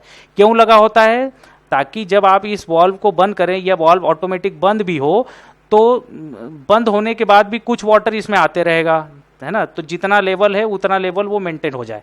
It only allow flow of water in one direction, ये बिल्कुल सही बात है भाई, है ना। It is fitted on top of the boilers, ये गलत बात है, नॉट ओके, ये ओके नहीं है। It consist of a check valve which automatically move up and down under pressure of the water, pressure difference की वजह से, अभी जस्ट हमने देखा। यहाँ पर करेक्ट आंसर क्या है, जो गलत है ये भी ओके है, तो नॉट ओके हमें ढूंढना है, नॉट ओके ढूंढ ले, है ना। सारी चीज़ें लिखी हुई है थ्योरी में, आप पढ़ लें, जो मैंने बताया वही सही है। करेक्ट आंसर यहाँ पर सी है, जो गलत प्रॉपर्टी है फीड चेक वाल्व की। Question number 111, what type valve is a feed check valve of a boiler, है ना, one way valve, globe, reversible disc, का भी तो बड़ा वन वे वाल्व होता है भाई साहब, इसमें वन वे वाल्व होता है ना। फीड चेक वाल्व क्या है, ये रहा वन वे, ये पूरा सिस्टम वन वे है ना भाई, और इसको ऑपरेट कौन करा रहा है, चेक वाल्व। इसमें जो फीड चेक वाल्व के अंदर भी एक वाल्व है, चेक वाल्व। जैसे फुट रेस्ट वाल्व आपने कुएं में लगे हुए देखे होंगे, तो होता क्या है कि कुएं का पानी जब ऊपर पंप डिलीवर करता है और जब पंप को आप बंद कर देते हैं, पंप मोटर को, तो पाइपलाइन का पानी अगर निकल गया तो एयर आ जाएगी पाइपलाइन में। तो फुट रेस्ट वाल्व नीचे जो फुटबॉल जिसको बोलते हैं फुट रेस्ट वाल्व बोलते हैं, वो वन वे होता है। खाली कुएं का पानी पंप में जा सकता है, पंप का पानी कुएं में नहीं आ सकता। Question number 112, other than steam stop valve के अलावा इन the boiler which is the other similar type of valve. Steam stop valve यानी स्टीम रेगुलेटर, जो स्टीम को रेगुलेट करता है, इनमें से बताइए ऐसा कौन सा वाल्व है ना, जंक्शन वाल्व। अब देखिए यहाँ पर थ्योरी आप पढ़े, stop valves and junction valve are essential. तो स्टॉप वाल्व और जंक्शन वाल्व ये दोनों ही वाल्व होते हैं। तो जंक्शन वाल्व आप समझिएगा ये बड़ा होता है ना, ये जंक्शन वाल्व है, ये बिगर होता है, बिगर, और ये स्टॉप वाल्व ये स्मॉलर होता है, ये स्मॉलर होता है, और ये इजेंशियल है दोनों। तो stop valve are smaller in size, देखो ये स्मॉलर इन साइज होता है, जंक्शन वाल्व लार्जर होता है। When the valve is mounted on top most portion of the steam, जो बॉयलर के ड्रम पे जस्ट ऊपर लगा होता है वो जंक्शन वाल्व लगा होता है पहले नंबर पे, और आगे पाइपलाइन में कहीं पर लगा होगा, स्टीम पाइप में जो लगा होगा वो स्टॉप वाल्व लगा होगा। क्लियर है? और स्टॉप वाल्व छोटा होता है, बहुत सिंपल सा याद रखना है। बॉयलर ड्रम पे लगा होता है जंक्शन वाल्व बड़ा, है ना, और पाइप में आगे जाकर के स्टीम टरबाइन की तरफ जो पाइप जाती है उसमें लगा होता है स्टॉप वाल्व। करेक्ट आंसर यहाँ पे क्या होगा? स्टीम स्टॉप वाल्व के दो होते हैं, junction valve and stop valve. तो स्टॉप वाल्व की तरह, स्टीम स्टॉप वाल्व की तरह जंक्शन वाल्व है। Correct answer is D. ये इस तरीके के वाल्व आपने देखे होंगे, ये बिल्कुल फीड चेक वाल्व की तरह ही होता है, ज़्यादा डिफरेंस नहीं है, लेकिन इसमें ये वन वे वाल्व नहीं है, यहाँ से ये इस तरीके से जाती है स्टीम, है ना। और इस तरीके का वाल्व भी आपने देखा होगा, स्टीम स्टॉप वाल्व स्टीम को रेगुलेट करने के काम का है। यहाँ से स्टीम निकलेगी, जब आप ओपन करोगे तो ये एग्जिट हो जाएगी steam stop valve. Question number 113, which of the following statement about stop valve और जंक्शन वाल्व इज फॉल्स। गलत बताना है भाई साहब, सही तो अभी हमने पढ़ा, देखे जरा, it regulates the flow of steam, junction valve steam stop valve, बिल्कुल सही बात है। Fitted at top of the boiler, boiler के टॉप पे फीटेड होता है, बिल्कुल सही बात है। It connects boiler with the steam pipe, boiler को स्टीम पाइप, देखे जरा आगे। The smaller size valve is called the junction valve, ये गलत है, जंक्शन वाल्व तो बीगर होता है ना। यहाँ पर आप देख सकते हैं थ्योरी, जंक्शन वाल्व बीगर होता है, और आपको गलत बताना है, the smaller size valve is called the junction valve, है ना। तो ये जंक्शन वाल्व बिगर होता है और ये बोल रहा है कि स्मॉलर है, तो ये गलत बात है। इसका मतलब ये भी हमारा ओके है। Connect the boiler with the steam pipe, अभी तो बताया था कि बॉयलर से स्टीम पाइप, और उसके बीच में लगा होता है जो मेन बॉयलर ड्रम पे लगा होगा जंक्शन वाल्व, और बॉयलर से टरबाइन तक जो पाइप जाती है वो बीच में एक छोटा वाल्व लगाते हैं, वो होता है स्टॉप वाल्व। ओके, यहाँ पे गलत आंसर, मतलब जो गलत चीज है जंक्शन वाल्व को लेकर के स्टीम स्टॉप वाल्व को, correct answer is D. What is the function of fusible plug, fusible plug in the boiler. Fusible plug boiler में हम क्यों लगाते हैं, ये इस तरीके का फ्यूजिबल प्लग प्रैक्टिकल बैकग्राउंड पे दिखता है, इसमें यहाँ पर स्लॉट कटे होते हैं बैक साइड में। ये क्या करता है, फ्यूजिबल प्लग बॉयलर की ट्यूब्स को मेल्ट होने से बचाता है। जैसे वाटर ड्रम के अंदर इतनी स्टीम है, इतना वाटर, जब तक वाटर मतलब कहने का है कि ये फ्यूजिबल मेटल में बीच में ये फ्यूजिबल प्लग में बीच में ये फ्यूजिबल मेटल भरी होती है, इसमें बीच में फ्यूजिबल मेटल भरी होती है, और ये फ्यूजिबल मेटल टेम्परेचर डिफरेंस की वजह से मेल्ट होगी। जब तक यहाँ से हीट ऊपर जाती रहेगी, इसको मिलती रहेगी फ्यूजिबल मेटल को, लेकिन ये फ्यूजिबल मेटल अपनी हीट किसको ट्रांसफर कर रहा है, वाटर को। लेकिन आप सोचिए जरा कि इसकी सरफेस अगर ओपन हो जाए, है ना, तो इस सरफेस के ऊपर स्टीम की हीट मिलने लगेगी और नीचे से फर्नेस की हीट, और ये मेल्ट हो जाएगा। जो मिनिमम वाटर लेवल होगा वो वाटर गिर करके फर्नेस पे आ जाएगा और फर्नेस को एक्सटिंग्यूश कर देगा, बुझा देगा। तो ये क्या करता है, protect the fire tubes, fire tube को प्रोटेक्ट करता है, बिल्कुल सही बात। तो बाकी सब चीज़ें गलत है, junction switch, maintain pressure, protect करता है ट्यूब को मेल्ट होने से। करेक्ट आंसर आपका यहाँ पर ए, है ना। और आगे आप देख सकते हैं इसमें ये सारी चीज़ें लिखी हुई हैं जो मैंने आपको बताई है। ओवर हीटिंग से भी बचाता है बॉयलर को, तो ये इस तरीके का है। देखो ये ब्रेक हो गया, ये ब्रेक कब हुआ, देखो ये ब्लू कलर है तो वाटर में हीट जा रही है।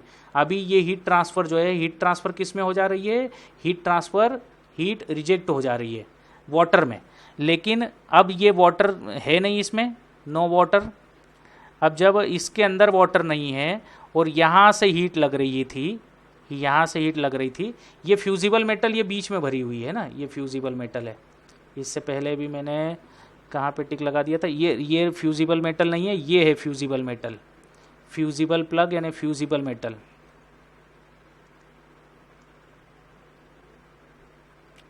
फ्यूजिबल मेटल ये वाला नहीं, ये तो कॉपर का है, लिखा भी है इसमें, है ना, आगे पढ़ोगे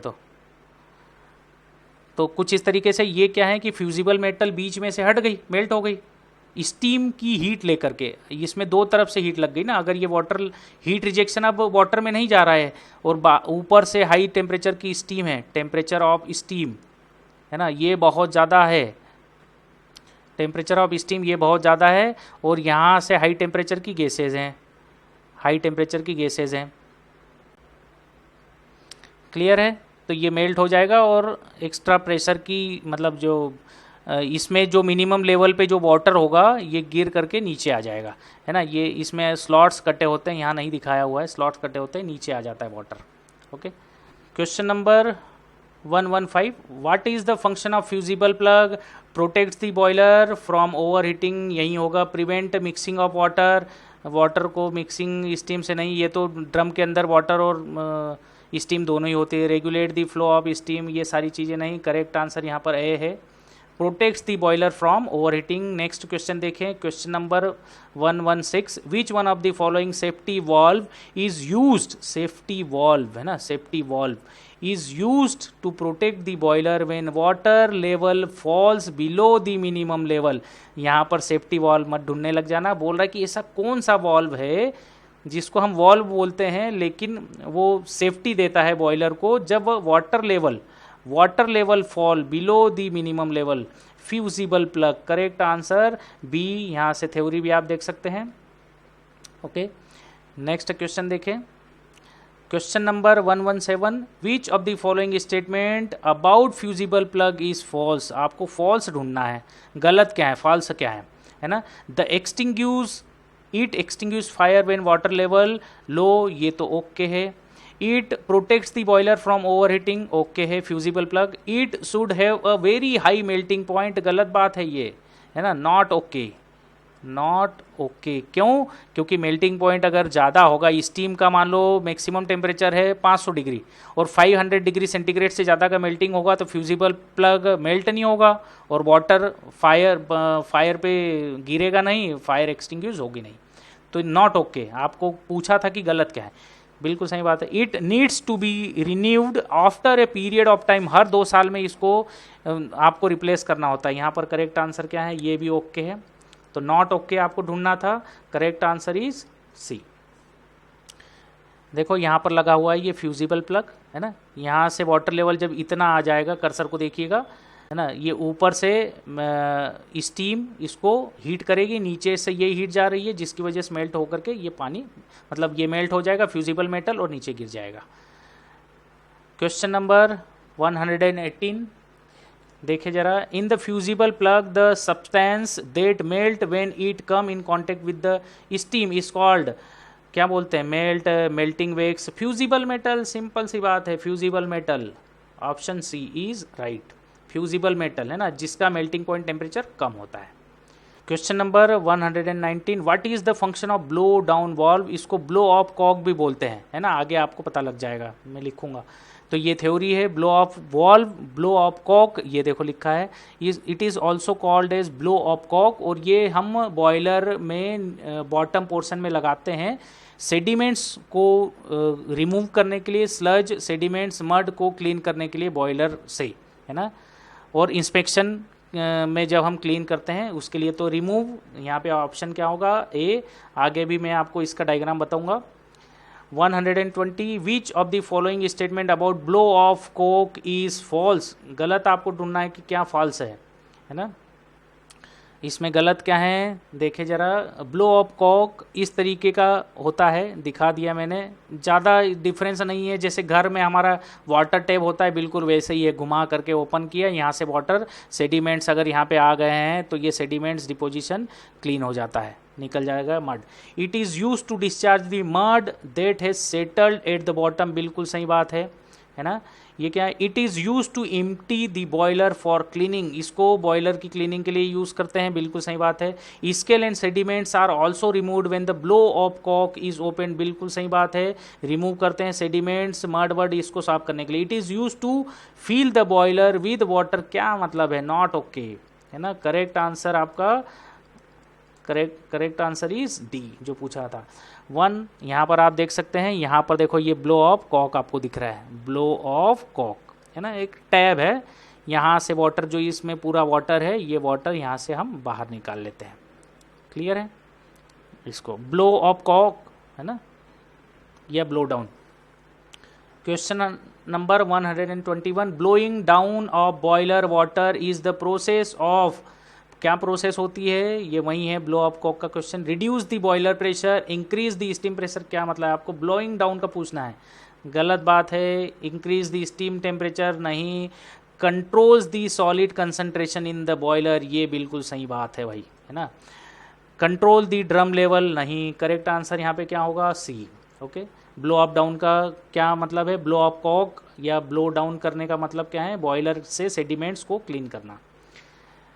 next question, the blow off valve of boiler helps to, क्या करता है, ये एक क्वेश्चन आपको दिक्कत कर सकता है। मेंटेन सॉलिड, ये मेंटेन्ड नहीं है, गलत वर्ड है, maintain solids in suspension below a certain value, नहीं ऐसा नहीं है, ये नॉट ओके, नॉट ओके, ये ओके नहीं है। Regulate the flow of steam नहीं, गलत बात है। शट डाउन दी बॉयलर नहीं। ब्लो ऑफ वाल्व का मतलब है सेफ्टी देना, सेफ्टी देना, कैसे सेफ्टी देगा कि ट्यूब्स के अंदर अगर ये ड्रम के अंदर सेडिमेंट डिपोजिशन ज़्यादा हो गया तो कहीं ना कहीं हीट ट्रांसफ़र कैपेसिटी कम हो जाएगी ट्यूब्स की, और ड्रम के अंदर हो गया तो लेयर्स अगर बढ़ती जाएगी तो अंदर का वॉल्यूम कम होते चले जाएगा, है ना, और सारी दिक्कतें हैं, तो सेफ्टी देता है। और वैसे भी blow off valve is a mounting, mounting, और माउंटिंग का मतलब क्या है, सेफ्टी, कंट्रोल एंड मेजरमेंट, है ना। ब्लो ऑफ कॉक, है ना, ये लगा है।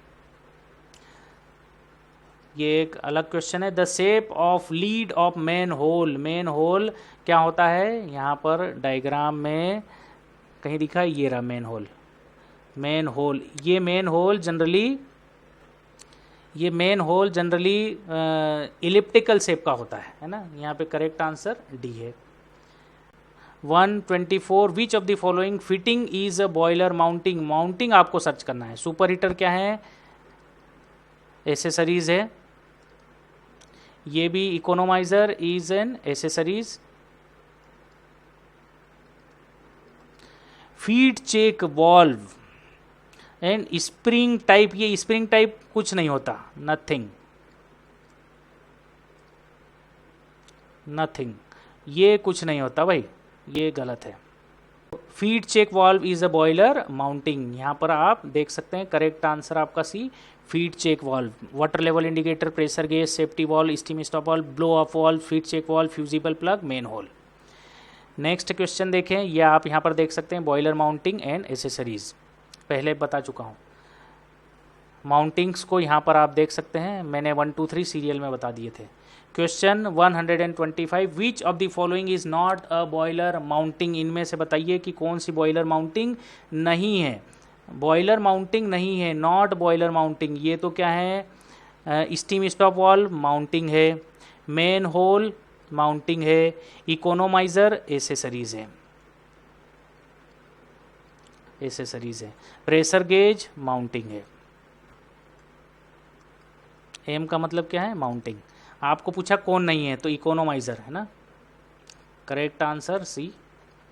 यहाँ पर आप देख सकते हैं कि बॉयलर माउंटिंग इनमें से ये सब है, steam stop valve is a mounting, अभी पढ़ा main whole and pressure gauge, क्योंकि ये सेफ्टी, कंट्रोल एंड मेजरमेंट, तो मेन से स्टीम स्टॉप वाल्व क्या दे रहा है, कंट्रोल, मतलब स्टीम को रेगुलेट कर रहे हैं, कंट्रोल। मेन होल इंस्पेक्शन के लिए है तो कंट्रोल, है ना, और प्रेशर गेज क्या दे रहा है, मेजरमेंट, मेजरमेंट। जैसे वाटर लेवल इंडिकेटर है तो वाटर लेवल इंडिकेटर क्या है, जैसे अगर हम डिफाइन करें तो वाटर लेवल इंडिकेटर आपको क्या देता है, मेजरमेंट, है ना, मेजरमेंट भी देता है, सेफ्टी भी देता है, मतलब मेजरमेंट देता है, मेजरमेंट मतलब सेफ्टी के लिए मैं एस लिखूंगा, है ना, कंट्रोल के लिए C लिखूंगा और मेजरमेंट के लिए M लिखूंगा। यहाँ तो ये माउंटिंग है।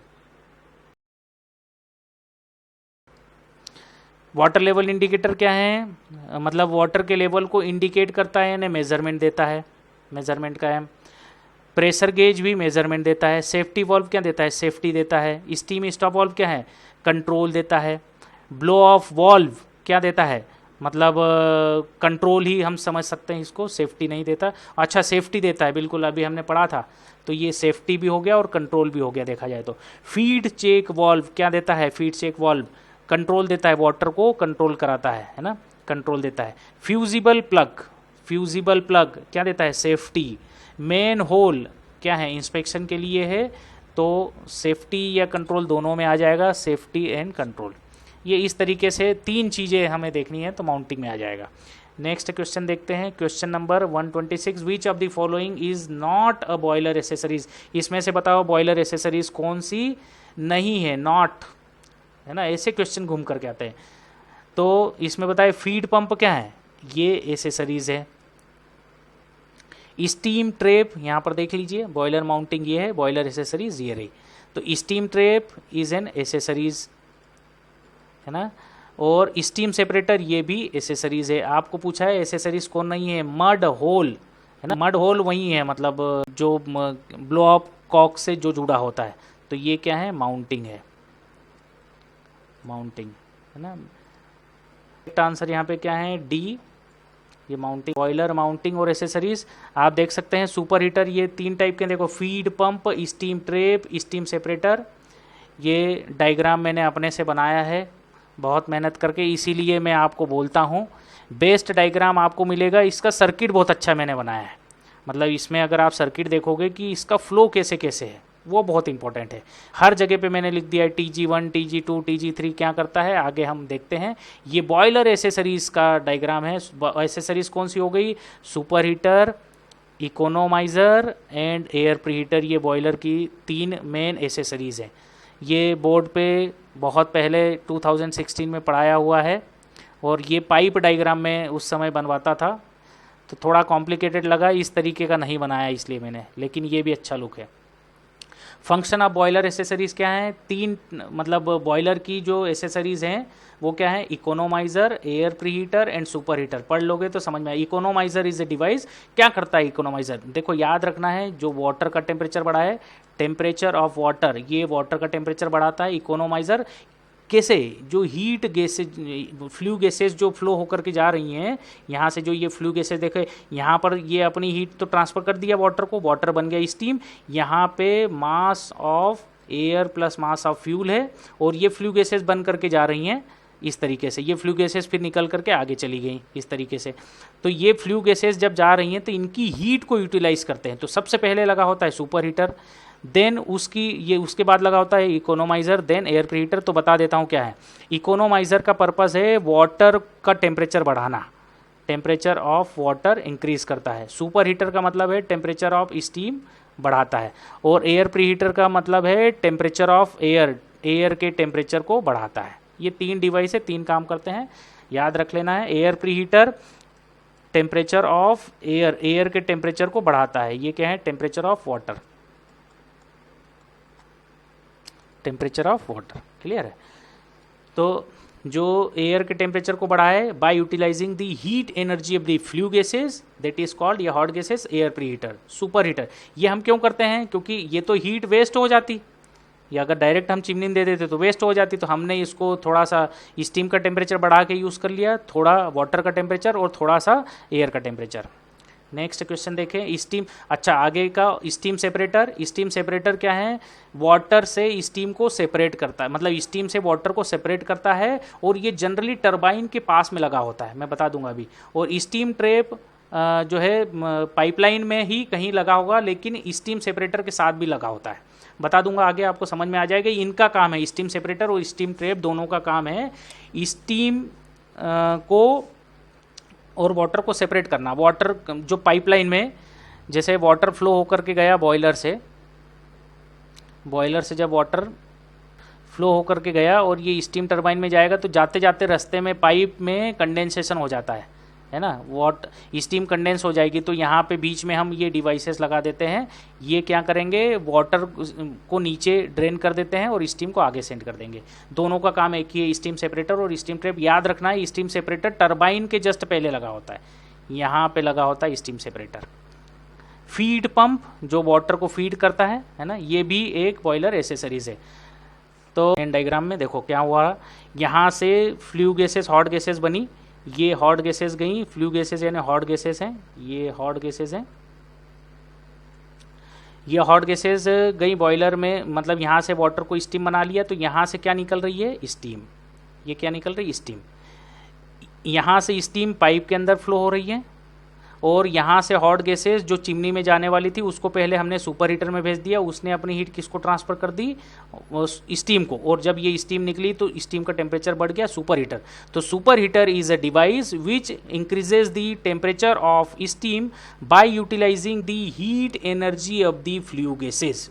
हॉट गैसेस की एनर्जी को यूटिलाइज करके स्टीम का टेम्परेचर बढ़ाए वो सुपर हीटर। फिर हमने देखा कि इसका टेम्परेचर, मान लो कि इसका टेम्परेचर हमने ले लिया सपोज 300 डिग्री सेंटीग्रेड है यहाँ पे, ठीक। जब ये यहाँ से पास हुई तो अभी भी हमने देखा कि इसमें अभी भी 300 मतलब 220 डिग्री सेंटीग्रेड टेम्परेचर अभी भी इसका बाकी है। मतलब ये ले लिया 220 डिग्री सेंटीग्रेड अभी भी बाकी है। तो हमने सोचा क्यों नहीं इसकी हीट को और यूटिलाइज कर ले। तो यहाँ से देखो स्टीम फ्लो होकर के आई, ये स्टीम टरबाइन में वर्क प्रोड्यूस कर गई। टरबाइन में वर्क प्रोड्यूस करने के बाद ये जाएगी कंडेंसर में, कंडेंसर से कुछ हीट रिजेक्ट करेगी। क्यों हम ऐसा कर रहे हैं, क्योंकि वेट स्टीम है यहाँ पर। वेट स्टीम का मतलब इसमें स्टीम भी है और वाटर मॉलिक्यूल भी है। तो पंप ये बोलता है, भाई साहब ये जो पंप है ना, पंप बोल रहा है कि मुझे सिर्फ वाटर दो, इसलिए हम यहाँ पर बीच में कंडेंसर लगा लेते हैं। कंडेंसर, नहीं तो बच्चा सोचेगा कि सर जब हम वाटर को इकोनोमाइज़र में गर्म कर रहे हैं, टेम्परेचर बढ़ा रहे हैं, तो यहाँ से हीट रिजेक्ट कर ही क्यों रहे हैं कूलिंग वाटर से। ये इसलिए हम हीट को रिजेक्ट कर रहे हैं कि यहाँ पे सेचूरेटेड वाटर निकले। और ये सेचूरेटेड वाटर जब जाएगा इस इकोनोमाइज़र के अंदर, ये रहा economiser. Economiser is a device which utilises the heat energy of the flue gases. Flu gases की हीट एनर्जी को यूटिलाइज करता है and increase the temperature of water before entering into the boiler. Boiler में जो water जा रहा है, feed water, इसका टेम्परेचर बढ़ाता है। That device is called as economiser. Water का टेम्परेचर बढ़ाता है, टेम्परेचर ऑफ वाटर इसको इंक्रीज कर देगा। तो TWI का मतलब है टेम्परेचर ऑफ वाटर इन, इसमें इस इकोनोमाइजर में, and temperature of water out. तो पहला जो सीक्वेंस में लगा है सुपर हीटर, दूसरा जो सीक्वेंस में लगा है that is economiser, that is economiser. अब हमने देखा कि इसका टेम्परेचर तो भाई साहब अभी भी काफ़ी बचा हुआ है, इसमें अभी भी मान लो कि 170 डिग्री 180 डिग्री का टेम्परेचर बढ़ गया मान लो। तो हमने सोचा क्यों ना इस टेम्परेचर को भी यूटिलाइज कर लें। तो हमने क्या करा, एयर प्री हीटर से क्रॉस करा दिया। एयर प्री हीटर में ये एटमॉस्फेरिक एयर जा रही है, मान लो इस एटमॉस्फेरिक एयर का टेम्परेचर यहाँ पे 30 डिग्री सेंटीग्रेड है। तो जब हम इस एयर को पास कराएंगे और ये 180 डिग्री सेंटीग्रेड की एयर के कांटेक्ट में आएगा, मतलब फ्लू गैसेज में, तो ये फ्लू गैसेज अपनी हीट एयर को दे देंगी। और जब एयर को देंगी तो एयर का टेम्परेचर बढ़ेगा, और जब ये एग्जिट होगी तो यहाँ पे सपोज इसका टेम्परेचर हो गया 70 डिग्री सेंटीग्रेड। आप सोचिए कि अगर पहले हम फर्नेस में 30 डिग्री सेंटीग्रेड की एयर दे रहे थे, अब उसी फर्नेस में हमें एयर प्री हीटर की वजह से 70 डिग्री सेंटीग्रेड की एयर मिल रही है। तो कंबसन क्वालिटी विल इम्प्रूव। यहाँ जो मैंने बताना था वो मैं आपको बता चुका हूँ। और फिर ये फाइनली चली जाएंगी flue gases to the chimney, और यहाँ से चिमनी से बाहर हो जाएंगी। क्लियर है। तो सीक्वेंस आपको मैं बता दूँ, बॉयलर के बाद पहला डिवाइस हो गया, मतलब देखा जाए तो पहला तो हो गया, यहाँ आगे भी मैं आपको बताऊंगा। बॉयलर से super heater then economiser then air pre heater. तो पहले स्टीम का टेम्परेचर बढ़ाते हैं सुपर हीटर, देन वाटर का टेम्परेचर बढ़ाते हैं इकोनोमाइजर, देन एयर का टेम्परेचर बढ़ाते हैं एयर प्री हीटर, देन चली जाएंगी गैसेस चिमनी में। Question number 127, what is the function of economiser. अभी खटाक से सारी थ्योरी में बता चुका हूँ, खटाखट क्वेश्चन जाएंगे। It is use to heat the feed water को हीट करता है, कुछ और पढ़ना ही नहीं है। करेक्ट आंसर इज ए, है ना। फीड वाटर के टेम्परेचर को बढ़ाता है, ये रहा temperature of water increases, economiser is a device. तो हो गया बाकी सारी चीज़ें वहीं लिखी है जो मैंने यहाँ पर बताई है। दो टाइप के इकोनोमाइज़र होते हैं, independent type and integral type. Independent का मतलब है कि सिस्टम से बाहर जो लगा होगा इकोनोमाइज़र, इस फर्नेस से बाहर लगा होगा तो इंडिपेंडेंट टाइप, और इंटरग्रल मतलब ये जो इकोनोमाइज़र है ये कहीं यहाँ फर्नेस में साइड से लगा होता है, इंटरग्रल, यही सारी चीज़ें लिखी हुई हैं। इंडिपेंडेंट आगे लगा होता है पाथ ऑफ फ्लू गैसेज में, और ये फर्नेस से लगा हुआ होता है। आगे देखें क्वेश्चन, यहाँ पर सारी थ्योरी मैं आपको बता चुका हूँ। ओके, तो इकोनोमाइज़र कुछ इस तरीके का आपको डिवाइस दिखता है। यहाँ से देखो वाटर इन हो रहा है, वाटर इन, ये इनलेट है, और ये वाटर इन ट्यूब्स में फ्लो हो रहा है ना। इन ट्यूब्स के अंदर क्या फ्लो हो रहा है, वाटर, ये ट्यूब के अंदर क्या फ्लो हो रहा है, वाटर, है ना। और ये वाटर यहाँ से गर्म होकर के बाहर निकल जाएगा, और यहाँ से क्या जा रही हैं, हॉट गैसेस। ये हॉट गैसेस अपनी हीट किसको दे देंगी, ट्यूब्स को, ट्यूब अपनी हीट वाटर को, और वाटर का टेम्परेचर बढ़ जाएगा। मान लो यहाँ पे वाटर का टेम्परेचर 30 डिग्री सेंटीग्रेड था, और जब निकला तो इसका टेम्परेचर 70 डिग्री सेंटीग्रेड हो गया। मान लो फ्लू गैसेस का टेम्परेचर 170 डिग्री सेंटीग्रेड था, यहाँ से निकला तो अभी भी इसका टेम्परेचर 130 डिग्री सेंटीग्रेड हो गया, है ना। तो कहीं ना कहीं मास के साथ इक्वेशन बन जाती है इसकी। ये एक्चुअल में इकोनोमाइज़र ऐसे दिखता है। जो आपको ये बीच में चेन, छोटी छोटी बातें मैं बता देता हूँ, कभी आ जाए एग्जाम में, चेन एंड इसमें लिखा होगा scraper, chain and scraper, simple सी बात है, याद रखें। जब फ्लू गैसेस फ्लो होकर के जाएंगी तो ट्यूब पे ब्लैक सूट पार्टिकल्स जमा हो जाएंगे। इन ब्लैक सूट पार्टिकल्स को क्लीन करने के लिए हम लगाते हैं chain and scraper, chain and scraper, ये दोनों एक साथ लगाते हैं।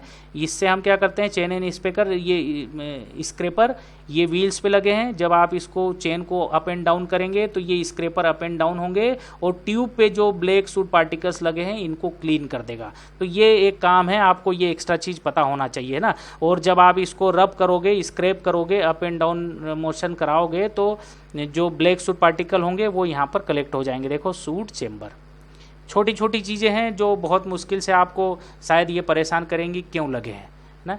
ये सेफ्टी वॉल्व लगा हुआ है।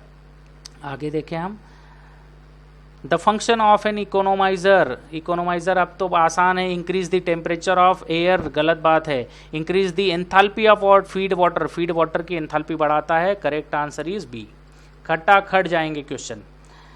नेक्स्ट क्वेश्चन देखें, question 129, a device use to heat feed water. अभी जो थ्योरी बताई ना, इससे सारे क्वेश्चन ऐसे जाएंगे लाइन से, है ना। The device use to heat the feed water by utilising the heat energy of exhaust flue gases. Economiser जो वाटर का टेम्परेचर बढ़ाए, टेम्परेचर ऑफ वाटर बढ़ा रहा है, तो इकोनोमाइज़र है ना। Correct answer is A. Steam का टेम्परेचर सुपर हीटर, एयर का टेम्परेचर उसके तो नाम में ही एयर प्री हीटर है।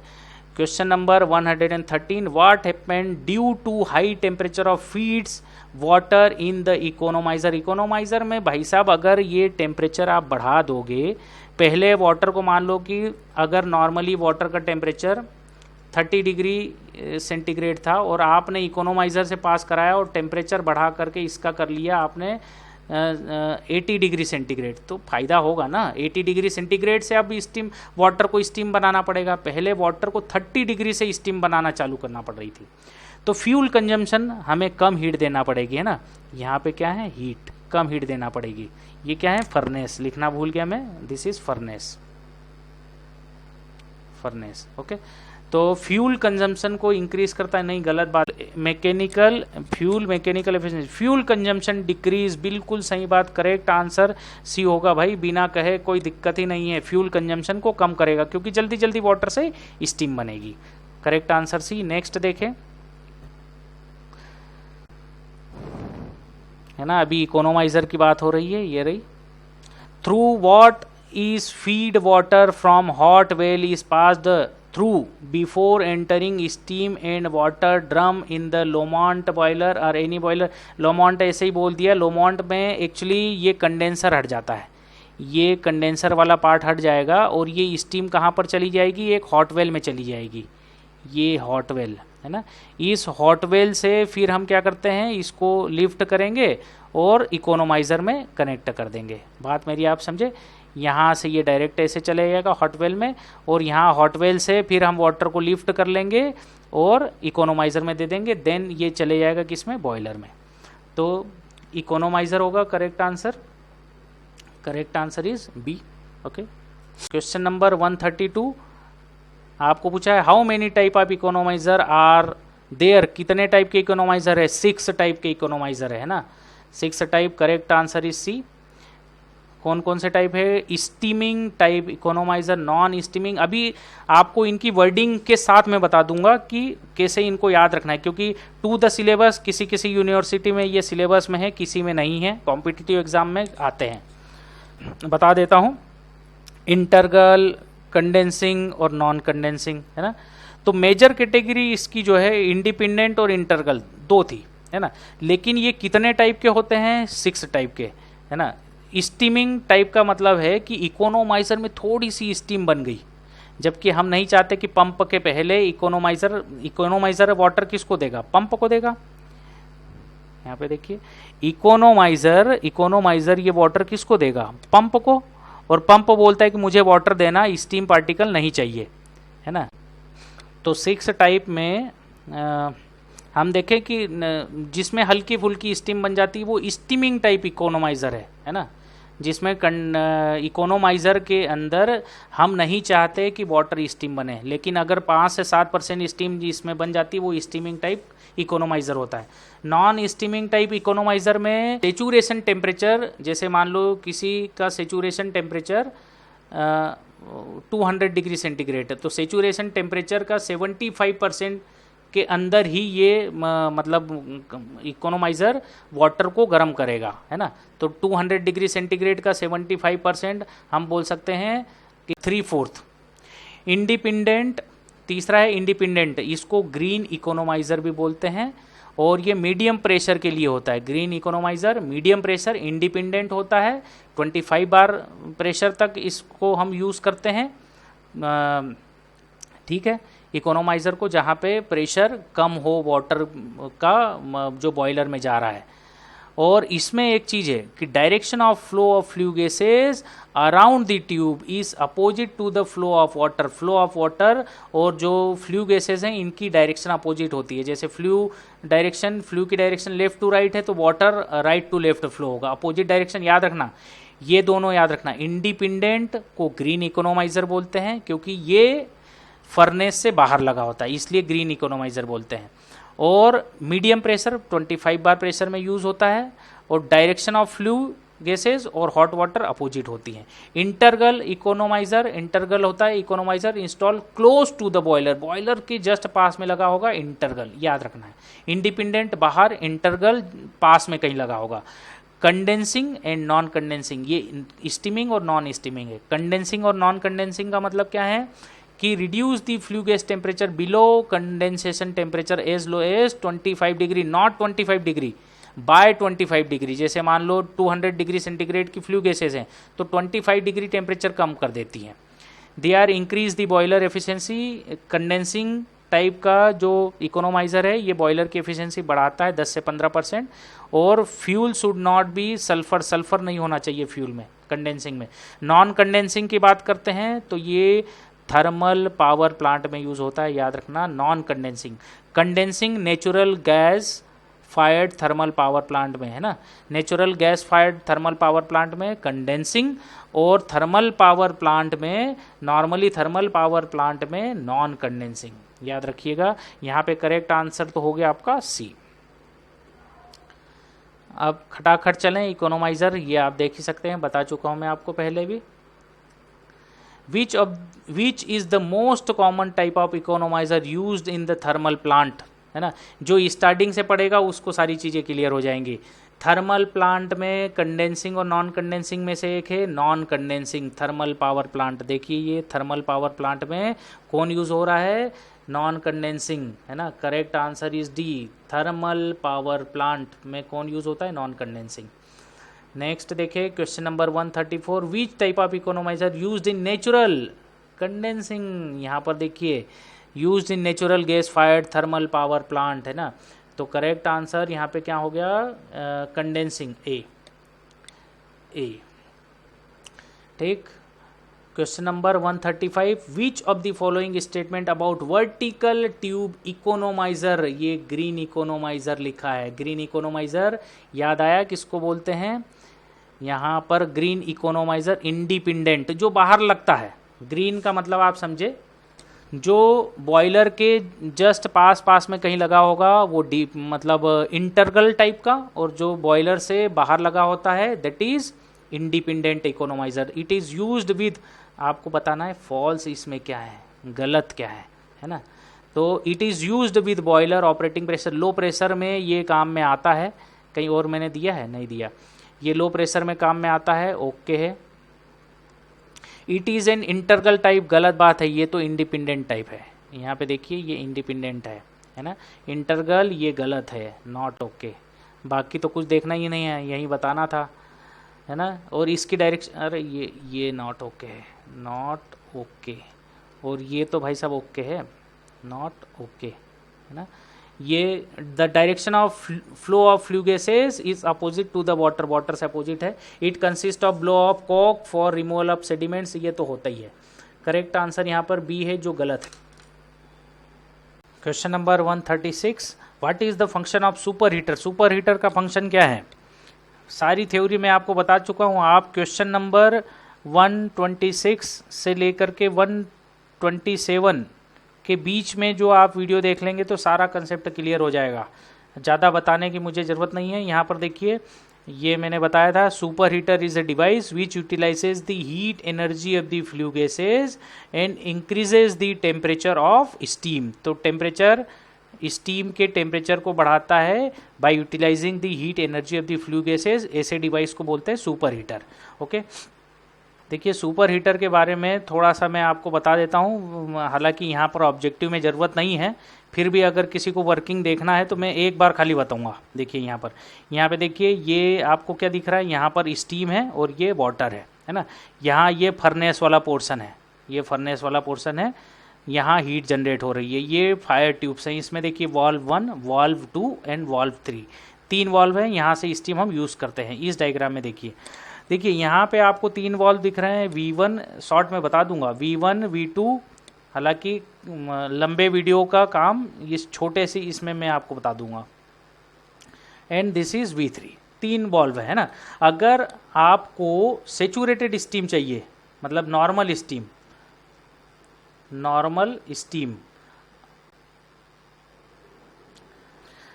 ये अगर आपको नॉर्मल स्टीम चाहिए तो हम क्या करेंगे, यहाँ से नॉर्मल स्टीम, तो इस सुपर हीटर वाले पोर्शन में मत जाने दो, सुपर हीटर वाले पोर्शन में मत जाने दो। तो V1 को आप कर देंगे क्लोज, ठीक है, और एंड V1 एंड V2 इन दोनों को रखेंगे क्लोज, एंड V3 को कर देंगे ओपन। V3 को आप ओपन कर दो। V3 को आपने ओपन कर दिया तो जो स्टीम आपको मिलेगी दैट इज नॉर्मल स्टीम। अगर आपको सुपर हीटेड स्टीम चाहिए तो अब हम क्या कर रहे हैं, देखो हमने ये क्या है V1, ये क्या है V2 and this is V3। तो हम क्या करें, सुपर हीटेड स्टीम चाहिए तो V3 को कर दो, V3 को आपने कर दिया क्लोज, है ना, एंड V1 एंड V2 को आप कर दे ओपन। V1 एंड V2 को आपने ओपन कर दिया तो देखो क्या होगा, यहाँ से V3 क्लोज है, ये स्टीम जो बॉयलर से बनी ये यहाँ से जाएगी सुपर हीटर, ये सुपर हीटर ट्यूब से है ना, ये सुपर हीटर ट्यूब यहाँ से फ्लो होते हुए फिर यहाँ से बाहर निकल जाएंगे। क्लियर है बात। तो इस तरीके से सुपर हीटर काम करता है। अगर आपको सुपर हीटेड स्टीम नहीं चाहिए तो इसको क्लोज रख दो, इसको बंद रखो, यहाँ से डायरेक्ट नॉर्मल स्टीम आप यूज़ कर सकते हैं। Okay, what is the function of super heater बता चुका हूँ, increases the temperature of steam. Correct answer is ए। आगे चलें, यहाँ आप ये डायग्राम फॉलो कर सकते हैं, मैंने खुद ने बनाया है बहुत मेहनत करके। भाई साहब कम से कम वीडियो को लाइक ज़रूर करें जब भी आप देखें, और सब्सक्राइब करें चैनल को और लोगों में शेयर करें। बिल्कुल सिमिलर सेम क्वेश्चन है, what is the function of super heater. Super heater का फंक्शन क्या है, इसलिए कोई मैंने नंबरिंग इसमें नहीं डाली। It increases the temperature of air, गलत बात है। इंक्रीजेज टेम्परेचर ऑफ स्टीम, बिल्कुल सही है। अबव सेचुरेशन टेम्परेचर, बिल्कुल सही बात है, क्योंकि अबव सेचुरेशन का मतलब क्या है समझेंगे। ये रहा, ये बॉयलर प्रेशर है, ये है saturation pressure, saturation temperature, sorry saturation temperature, temperature लिखा होगा, सेचुरेशन टेम्परेचर, सेचुरेशन टेम्परेचर से ये ऊपर टेम्परेचर को बढ़ाता है ना। Correct answer is B. Question number 137, which of the following statement about super heater is not true, क्या नहीं है सही, आपको ये बताना है ना। गलती से गलत आंसर ट्रू वाला मत ढूंढ लेना। Condensation losses in the condenser and steam pipes are reduced, क्या सुपर हीटर के बारे में पूछ रहा है तो कंडेंसेशन लॉसेस यहाँ पे समझ में नहीं आ रहा है, तो टरबाइन इरोजन इज अवॉइडेड, बिल्कुल सही बात है भाई साहब, ये तो ओके बात है। टरबाइन इरोजन को रोकता है, क्यों? क्योंकि सुपर हीटेड स्टीम होगी, मैंने रैंकाइन साइकिल में बताया है ढंग से कि सुपर हीटेड स्टीम होगी तो टरबाइन की ब्लेड पर वाटर कंटेंट जितना लंबे समय तक कम रहेगा उतना ही इरोजन कम रहेगा, है ना। अगर सुपर हीटेड स्टीम नहीं है तो जल्दी से कंडेंस हो जाएगी, तो वाटर हो जाएगा ट्यूब मतलब ब्लेड्स पे, तो इरोजन होने लगेगा। Increase efficiency of the stem plant, बिल्कुल ये भी ओके है। Steam consumption of engine is increased, ये गलत बात है भाई, स्टीम कंजम्पशन ऑफ इंजन ये नॉट ओके, नॉट ओके। और यही आंसर होगा जो हमें ढूंढना था, डी, है ना। Condensation losses in the cylinder and steam pipes are reduces, बिल्कुल सही, अच्छा हाँ ये अच्छी बात है। जैसे बॉयलर जो होगा, अगर यहाँ पर डायग्राम हो, ये बॉयलर है ना, तो ये बोल रहा है कि यहाँ से लेकर के यहाँ, सॉरी यहाँ से लेकर के यहाँ तक कंडेंसेशन कम होगा क्योंकि वो सुपर हीटेड स्टीम है। तो कंडेंस अगर मान लो थोड़ा बहुत स्टीम का टेम्परेचर डिग्रेड हुआ भी, है ना, ये आपके पास पहले से ये स्टीम है, स्टीम यहाँ पर है, तो अगर मान लो थोड़ा बहुत टेम्परेचर कम भी हुआ तो यहाँ पे आएगी स्टीम। अगर आप यहाँ से आप टरबाइन में स्टीम भेजने लग जाए बॉयलर से, तो ये तो कंडेंस होने लग जाएगी, तो यही चीज़ लिखी है ना। Condensation losses in the cylinder and steam pipes are reduces, है ना। तो करेक्ट आंसर यहाँ पे डी है, जो गलत है ना, गलत हमें ढूंढना था सुपर हीटर के बारे में। Super heater are commonly classified into how many types, दो ही टाइप के सुपर हीटर होते हैं। करेक्ट आंसर इज बी, ये दो टाइप क्या है? रेडिएंट सुपर हीटर, जो फर्नेस के अंदर लगे होते हैं वो रेडिएंट सुपर हीटर हैं, वो डायरेक्ट फर्नेस से हीट ले लेते हैं, है ना। डायरेक्ट फर्नेस से लिखा होगा कहीं, heat super heated temperature is required, और बहुत ज़्यादा हाई टेम्परेचर जब चाहिए आपको तो रेडिएंट सुपर हीटर यूज़ करते हैं हम, है ना। और कन्वेक्टिव सुपर हीटर, इसमें यहाँ कहीं लिखा होगा कि फर्नेस में लगा होगा, आगे कहीं दिख जाएगा। चलो, convective super heater receives heat it's heat entirely from the gases through convective heat transfer installed outside the furnace, ये फर्नेस से बाहर लगा होता है। ओके, नेक्स्ट क्वेश्चन देखें, question number 139, which of the following statement about convective super heater, convective super heater बाहर की तरफ लगा होता है, देखो convective super heater outside the furnace, true ढूंढना है। It is located in the furnace, गलत बात है। It absorbs heat from the burning fuel through radiant, इसका तो नाम कन्वेक्टिव सुपर हीटर है, तो रेडिएंट ये भी गलत है। It absorb heat from the flue gases, flue gases से तो एब्जॉर्ब करता है, बिल्कुल सही बात है ये। It is used where very high super heated temperature, गलत बात है। Very high super heated temperature radiant में होता है ना। रेडिएंट में हाई सुपर हीट टेम्परेचर चाहिए तो रेडिएंट जो फर्नेस में लगा होता है, तो यहाँ पे करेक्ट ढूंढना था। करेक्ट आंसर आपका हो गया सी। नेक्स्ट देखें, क्वेश्चन नंबर 140। अब देखिए कितने जल्दी जल्दी क्वेश्चन जाएंगे, क्योंकि बेसिक में आपको सब कुछ क्लियर करा चुका हूँ। क्वेश्चन नंबर 127, 126 और 127 के बीच में जिसने रुक करके देख लिया उसको आगे खटाखट क्वेश्चन लग जाएंगे। क्वेश्चन नंबर 140, भाई साहब लाइक करते जाएं वीडियो को।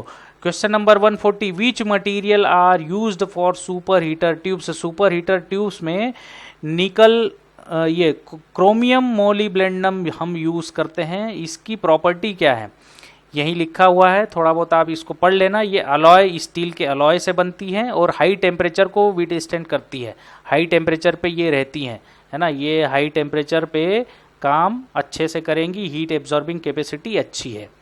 करेक्ट आंसर सी है, chromium molybdenum, okay, how many methods of super heater temperature control, super heater के टेम्परेचर को भी तो कंट्रोल करना होता है। देर आर 8 मेथड्स, 8 मेथड ये होती हैं।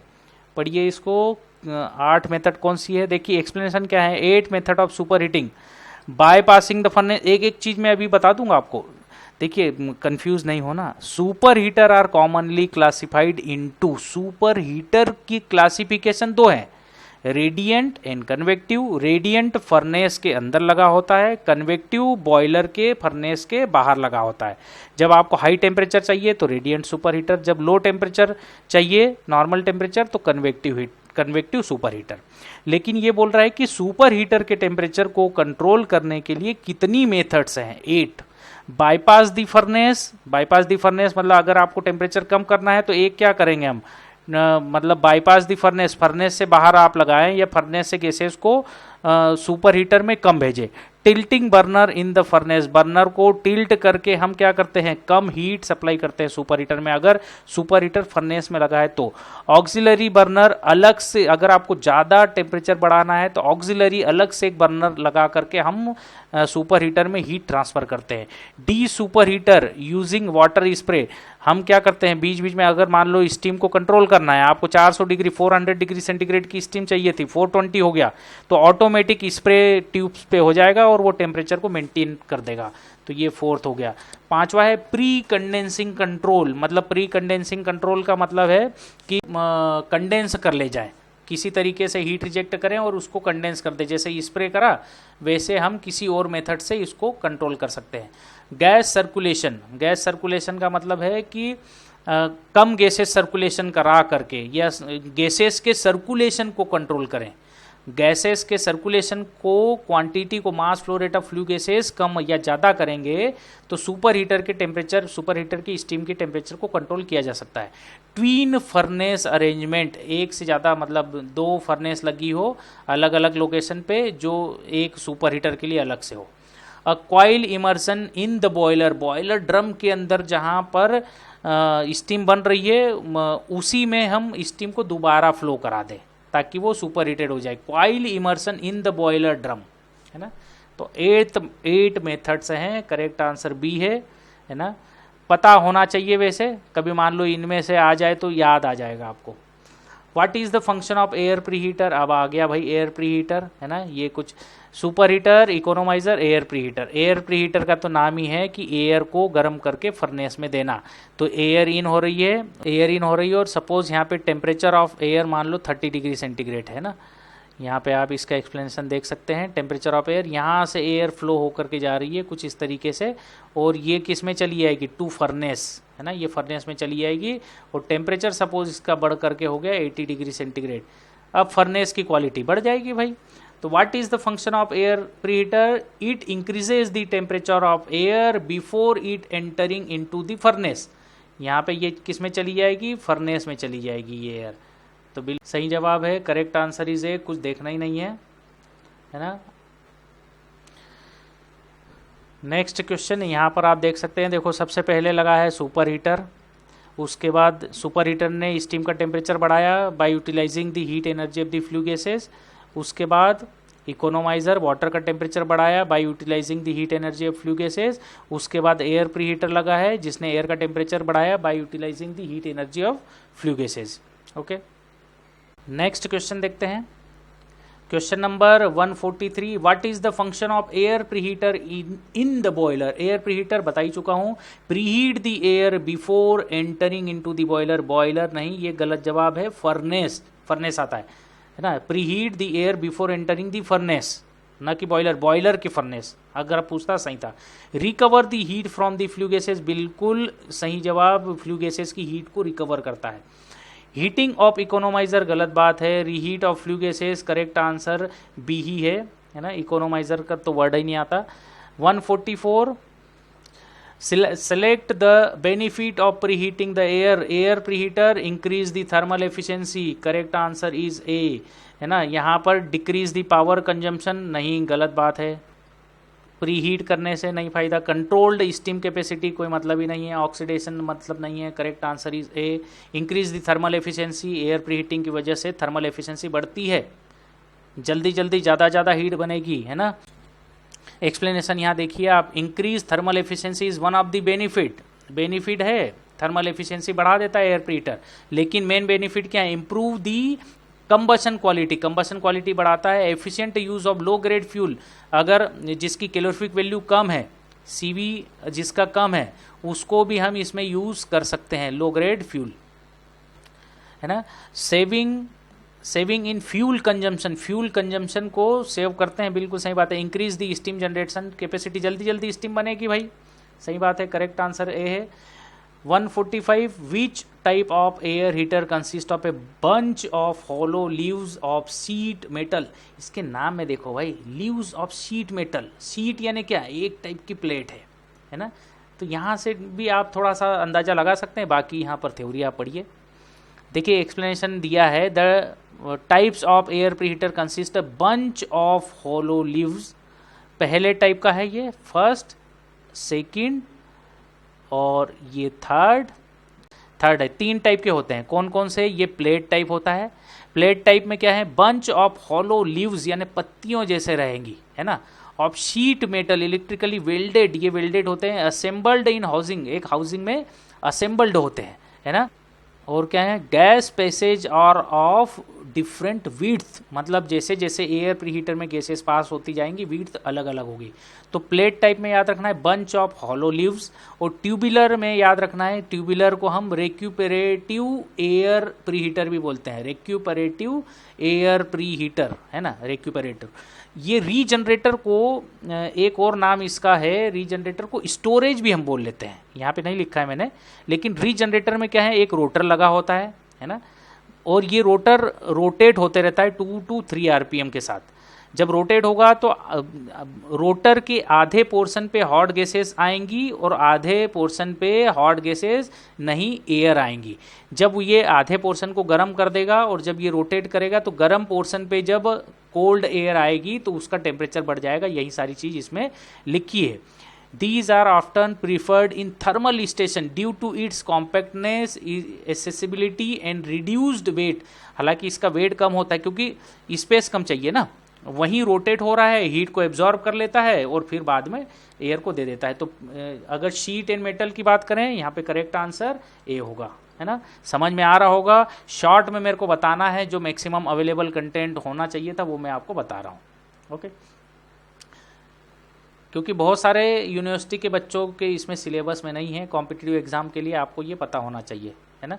आप खुद ही सोच पा रहे होंगे कि एक रोटर लगा होगा, इसके अंदर आधे पोर्शन में हॉट गैसेस हैं, ये रोटेट होते रहेंगे, आधे पोर्शन में एयर एंटर करेगी और फिर जब एयर एंटर करेगी तो ये यहाँ से हीट ले लेगी। Question number 146, tubular air preheater of boiler is also called as recuperative air preheater. अभी मैंने बताया, यहाँ देख लो, ट्यूबुलर को रेक्यूपरेटिव एयर प्रीहीटर भी बोलते हैं। Correct answer is A, okay.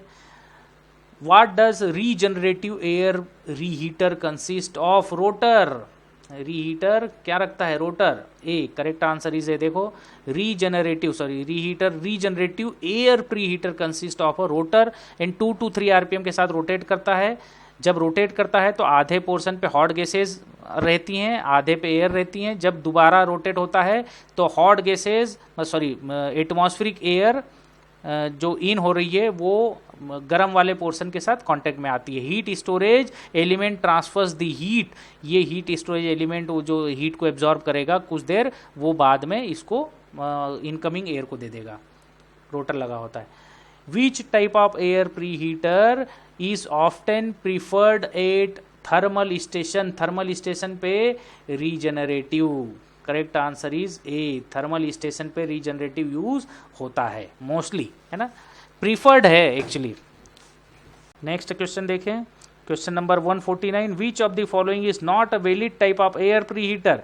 अरे एयर प्रीहीटर ट्यूबुलर होता है, मतलब ओके है, नॉट पूछा है, ध्यान रखना। ट्यूबुलर होता है, प्लेट टाइप होता है, टेम्परेचर टाइप ये नहीं होता भाई साहब, मतलब not okay, not okay, okay. Storage type होता है, स्टोरेज टाइप, ये रीजनरेटिव को ही स्टोरेज टाइप बोलते हैं, है ना। तो आपको पूछा है नॉट, यहाँ पे करेक्ट आंसर क्या होगा? सी। करेक्ट आंसर इज सी, जो नहीं है। Question number 150, the degree of pre heating does not depend on degree of pre heating. Pre heating किस पे डिपेंड नहीं करता, देखो लिखा है the degree of pre heating doesn't depend on initial temperature of air. Air जो enter कर रही है एयर प्री हीटर में, एयर प्री हीटर में, डायग्राम में स्टार्टिंग से जिसने लेक्चर देखा है या स्पेशली क्वेश्चन नंबर 126 से 127 के बीच में जिसने पढ़ लिया उसको बहुत सारी चीज़ें क्लियर होंगी, है ना। तो एयर प्री हीटर की इनिशियल टेम्परेचर ऑफ एयर पे डिपेंड नहीं करता। टाइप्स ऑफ फ्यूल, कौन से टाइप का फ्यूल है भाई, ज़्यादा कैलोरीफिक वैल्यू होगी तो जिसकी कैलोरीफिक वैल्यू ज़्यादा होगी उस पर मतलब ज़्यादा हीट ट्रांसफर कैपेसिटी होगी, है ना। तो टाइप्स ऑफ फ्यूल पे डिपेंड करता है। Types of fuel burning equipment पे डिपेंड करता है कि किस तरीके से आप उसको बर्न कर रहे हैं। Rating at which boiler and furnace are operated, boiler और फर्नेस के अंदर प्रेशर की क्या सिचुएशंस है उन पे डिपेंड करता है। तो टाइप ऑफ फ्यूल पे डिपेंड करता है। इसने पूछा डज नॉट, है ना, तो ये तो ओके है। Initial temperature not okay, not okay. Okay, type of fuel burning equipment ये ओके है। बॉयलर एंड फर्नेस रेटिंग ये भी ओके है। तो आपको ढूंढना था कि नॉट ओके कि डज नॉट, ना। तो करेक्ट आंसर यहाँ पे क्या होगा, B. Question number 151, which of the following statement about air preheater is false. गलत ढूंढना है आपको कि गलत क्या है इसमें। It increases the temperature of air being supplied to the furnace, बिल्कुल सही बात है भाई साहब ये। Storage type air preheater can not be used a large power plant, ये गलत बात है भाई। स्टोरेज टाइप तो बड़े पावर प्लांट में यूज करते हैं ना, यही ढूंढना था हमें false. The temperature of hot gases released through the chimney is kept minimum, इसको कम से कम रखा जाता है भाई साहब, ये भी ओके बात है। भाई हम तो चाहते हैं कि चिमनी में जाने से पहले इसका टेम्परेचर कम हो जाए गैसेस का, है ना। एयर प्रीहीटर उसको एब्जॉर्ब कर ले। It facilitates the burning of fuel, burning of fuel को फैसिलिटेट करता है, ये भी ओके है। आपको ढूंढना था नॉट ओके, है ना। Correct answer is B. Air preheater के बारे में ये गलत इन्फॉर्मेशन है।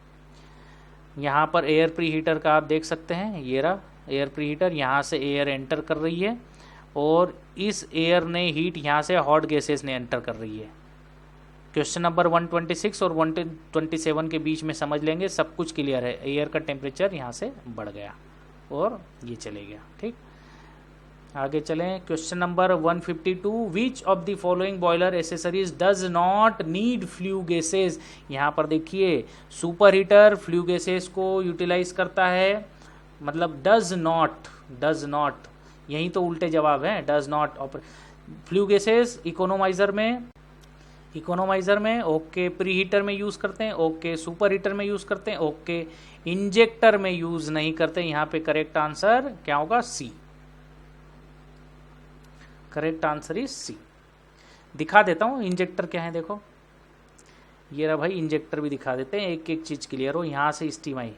जनरली इंजेक्टर हम क्यों यूज़ करते हैं, इसमें ये थ्योरी मैंने डाली नहीं, लेकिन आगे आपको दिख जाएगी एक जगह। चलो दिखा देता शॉर्ट। इंजेक्टर हम जनरली तब यूज़ करते हैं जहाँ पर ये फीड पंप हम इंस्टॉल नहीं कर पाता, स्पेस कम अवेलेबल है, और आपको यहाँ पे वाटर को फीड टू द बॉयलर, मतलब यहाँ पे वाटर को फीड करना है और इस वाटर को आप यहाँ से लिफ्ट कर रहे हैं, वाटर को आप यहाँ से लिफ्ट कर ले रहे हैं, ठीक। तो यहाँ से वाटर लिफ्ट करके ऊपर जाएगा, ऑटोमेटिक तो जाएगा नहीं, तो हम यहाँ से क्या करते हैं, ये इंजेक्टर लगा देते हैं जो फीड पंप का काम करता है, बिना इलेक्ट्रिसिटी के चलता है। लेकिन एनर्जी कहाँ से लेता है, स्टीम से। ये स्टीम की कोई एनर्जी नहीं है, स्टीम के पास जो एनर्जी है वो हाई प्रेशर है, प्रेशर इज हाई प्रेशर। इस हाई प्रेशर की स्टीम को जब हम यहाँ से पास करते हैं, ये एक टाइप की नोज़ल है ना, ये नोज़ल है। स्टीम कोन यानी कि क्या है, नोज़ल, और नोज़ल का काम क्या है, वेलोसिटी को इंक्रीज करना। वेलोसिटी इज डिनोटेड बाय सी, है ना। वेलोसिटी को इंक्रीज करेगा और प्रेशर को ड्रॉप करेगा। ये काम किसका है, नोज़ल ये काम करता है, नोज़ल ये काम करता है, हाई प्रेशर को हाई वेलोसिटी बना देगा। भाई साहब जब ये हाई वेलोसिटी से जाएगा तो कन्वर्जिंग डाइवर्जिंग नोज़ल है, तो जब ये यहाँ से पास होगी ना, तो यहाँ पर वैक्यूम क्रिएट हो जाएगा, प्रेशर बहुत ज़्यादा ड्रॉप हो जाएगा। और जब यहाँ पर प्रेशर ड्रॉप हो गया, यहाँ पे प्रेशर क्या हो गया, लो। इस पॉइंट पे लो प्रेशर, यहाँ पे प्रेशर कम है और यहाँ पे प्रेशर क्या होगा, this is water pressure, high pressure. तो हाई प्रेशर से लो प्रेशर पे फ्लो हो जाएगा वाटर और यहाँ से निकलते हुए बाहर हो जाएगा। क्लियर है आपको? ये काम है इंजेक्टर का। Question number 153, which one of the following is not an accessories. आपको बताना है कि इसमें से क्या एसेसरीज नहीं है भाई साहब। ये बॉयलर माउंटिंग है, ये एसेसरीज है। बहुत देर से मैं आपको बताया जा रहा हूँ कि बॉयलर माउंटिंग एसेसरीज क्या होती हैं और कौन कौन सी होती हैं। तो condenser is not an accessories. Okay, correct answer is A. Economiser, air preheater, super heater, feed pump, steam separator and steam trap, these are the boiler accessories. Okay, यहाँ पर आप देख भी सकते हैं। सबसे पहले ये रहा boiler accessories 1, super heater, economiser, air preheater. Super heater steam के टेम्परेचर को बढ़ाता है by utilising the heat energy of the fuel, and economizer increases the temperature of feed water by utilizing the heat energy of the flue gases. Air preheater increases the temperature of feed air to the furnace. furnace में जो air feed होने वाली है उसका temperature बढ़ाता है by utilizing the heat energy of the flue gases. ये जो है ना, जो ड्रॉट लिखा है मैंने, बैलेंस ड्रॉट, इसका मतलब भी मैं आपको बता दूंगा। अगर एक जगह यहाँ पर ब्लोअर लगा हो फर्नेस के पास में जो एयर को इन कराए तो उसको बोलते हैं फोर्स ड्रॉट। और यहाँ से ये ब्लोअर हटा करके अगर हम यहाँ पर लगा दें चिमनी के पास में जो एयर को खींचे उसको बोलेंगे इंड्यूस्ड ड्रॉट। और अगर दोनों जगह पर अगर हम ये ब्लोअर लगा दें जो फर्नेस में एयर को पुश भी करे और ये एक ब्लोअर जो चिमनी के पास एयर को सक करे फ्लू गैसेस को, तो उसको बोलते हैं बैलेंस ड्रॉट या फोर्स बैलेंस ड्रॉट। अगले वाले लेक्चर में देखेंगे हम।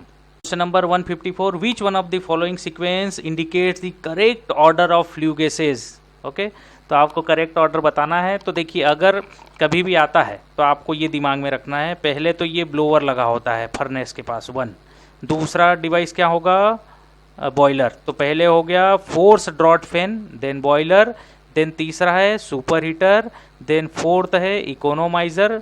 मतलब पहले क्या करा, स्टीम का टेम्परेचर बढ़ाया, फिर वाटर का टेम्परेचर बढ़ाया इकोनोमाइजर में, फिर एयर का टेम्परेचर बढ़ाया इकोनोमाइजर में, एयर का टेम्परेचर बढ़ाया एयर प्रीहीटर में, देन ये चले गया किसमें, चिमनी में। 6 आपका क्या हो गया, चिमनी। क्लियर है? तो सीक्वेंस देख लो, हमें तो जो पूछा है 3 डिवाइसेज हैं, मतलब super heater, economiser, air preheater, यही होगा। सुपर हीटर है ना, super heater, economiser and air preheater, यही सीक्वेंस है ना। पहले स्टीम का टेम्परेचर बढ़ाया, फिर वाटर का टेम्परेचर बढ़ाया, फिर एयर का टेम्परेचर बढ़ाया, बार बार वहीं की वहीं चीज़ें हैं। करेक्ट आंसर आपका है डी। ओके, ये बड़ा व्यू आप देख सकते हैं इसका।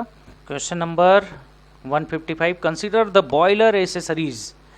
बॉयलर एसेसरीज आपको बताना है super heater, air preheater, economiser, ID fan. आपको बताना है कि पाथ ऑफ फ्लू गैसेस का सीक्वेंस क्या होगा।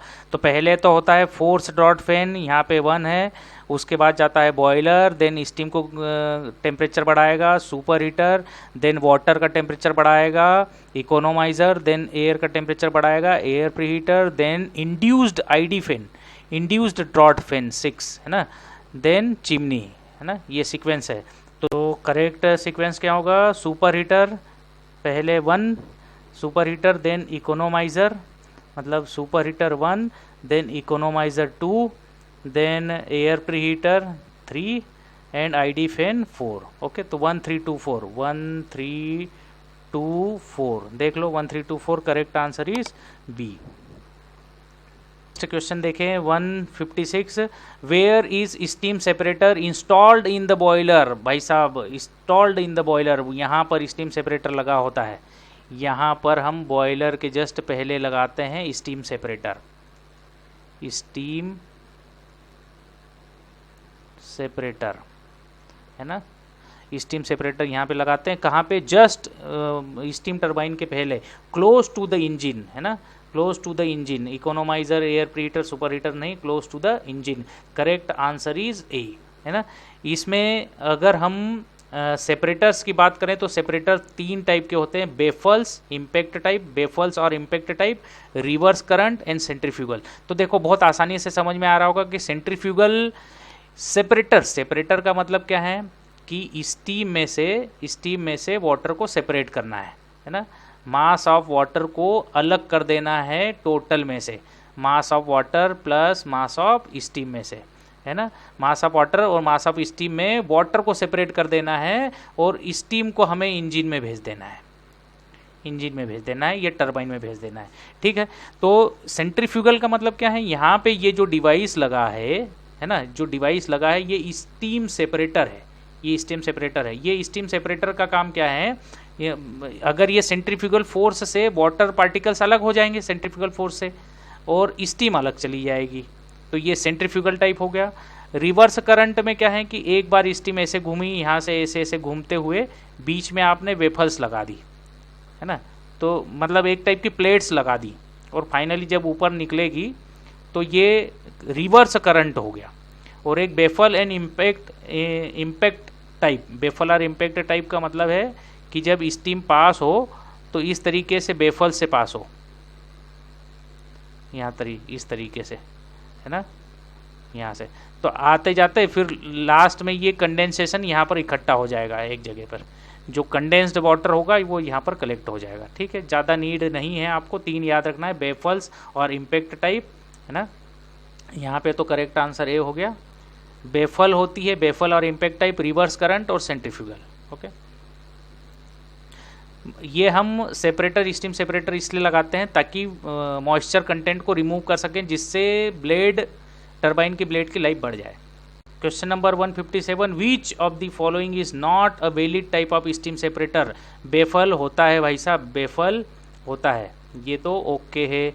ट्यूब टाइप नहीं होता, ये tube type not okay, not okay. ये ट्यूब टाइप क्या होता है, ट्यूब टाइप इकोनोमाइजर होता है, इकोनोमाइजर होता है ट्यूब टाइप, है ना। रिवर्स करंट होता है, सेंट्रीफ्यूगल होता है। तो आपको पूछा है कि नॉट, कौन स्टीम सेपरेटर नहीं है, ट्यूबुलर नहीं होता, बेफल होता है, रिवर्स करंट और centrifugal. Correct answer is B. यहाँ पे भी आप थ्योरी देख सकते हैं, है ना।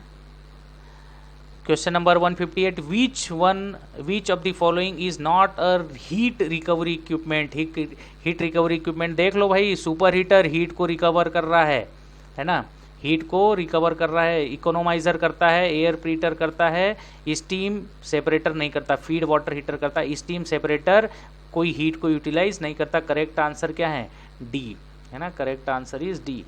स्टीम सेपरेटर देखो, steam separator, economiser, super heater, air preheater, feed water heater, all are boiler accessories, but economiser, super heater and air preheater and feed water heater are heat recovery equipment. Steam separator is not, मतलब flue gases की heat को utilise करता नहीं है, कहीं भी system में आप फ्लू गैसेस में आप इसको नहीं देखेंगे, स्टीम सेपरेटर। करेक्ट आंसर आपका हो गया डी। नेक्स्ट देखें question number 159, what is the function of steam trap. Steam trap कहाँ पर लगा होता है ना, ये स्टीम ट्रैप लगा होता है, वाटर मॉलिक्यूल्स को अलग करता है जैसे स्टीम सेपरेटर करता है। डिफरेंस क्या है, स्टीम पाइप में लगाते हैं हम इसको, है ना, स्टीम पाइप में लगाते हैं, स्टीम जैकेट्स में लगाते हैं और स्टीम सेपरेटर्स के अंदर भी लगाते हैं स्टीम ट्रैप। तो स्टीम ट्रैप छोटा डिवाइस हो गया। It doesn't allow steam to escape, removal of condensed steam is important because wetness, मतलब वही सारी चीज़ें लिखी है। तो क्या लिखा है, what is the function of steam trap, it is use to store steam once the generator is complete, generation is complete नहीं। It prevents the leak of steam from the boiler नहीं। It is use to increase the temperature नहीं। It captures the condensed steam को steam trap, इसका तो नाम में ही समझ में आ रहा है ना। और सेपरेटर में भी करेक्ट आंसर इज डी, ये कंडेंस्ड स्टीम को स्टीम पाइप में अलग कर लेता है। जो पाइप में लगता है, स्टीम सेपरेटर भी पाइप में लगता है लेकिन टरबाइन के प्लास में, और स्टीम ट्रैप ट्यूब में कहीं बीच में। Question number 160, a device which is use to drain off water from steam pipe without escaping the of steam, मतलब स्टीम पाइप से वाटर को ड्रेन कर ले, ड्रेन ऑफ द वाटर, है ना। तो क्या है, steam trap. Steam trap, steam separator भी यही काम करता है। ड्रेन फ्रॉम स्टीम पाइप, जहाँ पाइप की बात आ जाएगी वहाँ पर क्या आ जाएगा, स्टीम ट्रैप, है ना, स्टीम ट्रैप। ये स्टीम पाइप में अगर बात है, टरबाइन के पास में होगा तो steam separator. Correct answer is B. Which of the following is not true, ये सारी एसेसरीज हैं भाई साहब, है ना, स्टीम ट्रैप, स्टीम सेपरेटर, क्योंकि ये ओवरऑल प्लांट की एफिशिएंसी बढ़ाते हैं, परफॉर्मेंस बढ़ाते हैं। 161 विच of the following is not true about injector, injector के बारे में मैं वर्किंग बता चुका हूँ आपको, है ना, नॉट ट्रू ढूंढना है। देखो ये इंजेक्टर में वर्किंग आपको बता चुका हूँ। इंजेक्टर के बारे में ये 3 चीज़ें लिखी हैं। Injector is use to feed water, है ना, बॉयलर में वाटर फीड करने के काम में आता है। जहाँ पर आपके पास स्पेस अवेलेबिलिटी नहीं है फीड पंप को लगाने के लिए, वहाँ पे इंजेक्टर लगाते हैं। और ये इंजेक्टर किसी इलेक्ट्रिसिटी से नहीं चलता, बल्कि स्टीम की प्रेशर की हेल्प से हम चलाते हैं। It is usually used in vertical boiler and locomotive, याद रख लेना, वर्टिकल एंड लोकोमोटिव में। It is not at all used in case of high capacity, high capacity में यूज़ नहीं करते, मतलब एंड हाई प्रेशर बॉयलर्स में यूज़ नहीं करते, लो प्रेशर और लो कैपेसिटी में यूज़ करते। क्यों? क्योंकि ये बॉयलर की स्टीम को यूज़ करता है और इलेक्ट्रिसिटी नहीं लेता, कम डिस्चार्ज के काम का है, छोटे पावर में हम यूज़ करते। कैसे काम करता है एक बार बता चुका हूँ, दोबारा बता देता हूँ। यहाँ से वाटर को आपको लेना है, ठीक है, तो यहाँ से हम स्टीम भेजते हैं। तो एक्चुअली ये क्या है, नोज़ल है, दिस इज़ नोज़ल। और नोज़ल का काम क्या है, नोज़ल का काम है टू प्रेशर को, नोज़ल का काम है प्रेशर को ड्रॉप करना एंड वेलोसिटी को इंक्रीज करना, है ना। तो ये हाई प्रेशर है, यहाँ पे जो प्रेशर आ रहा है स्टीम का, ये हाई प्रेशर है।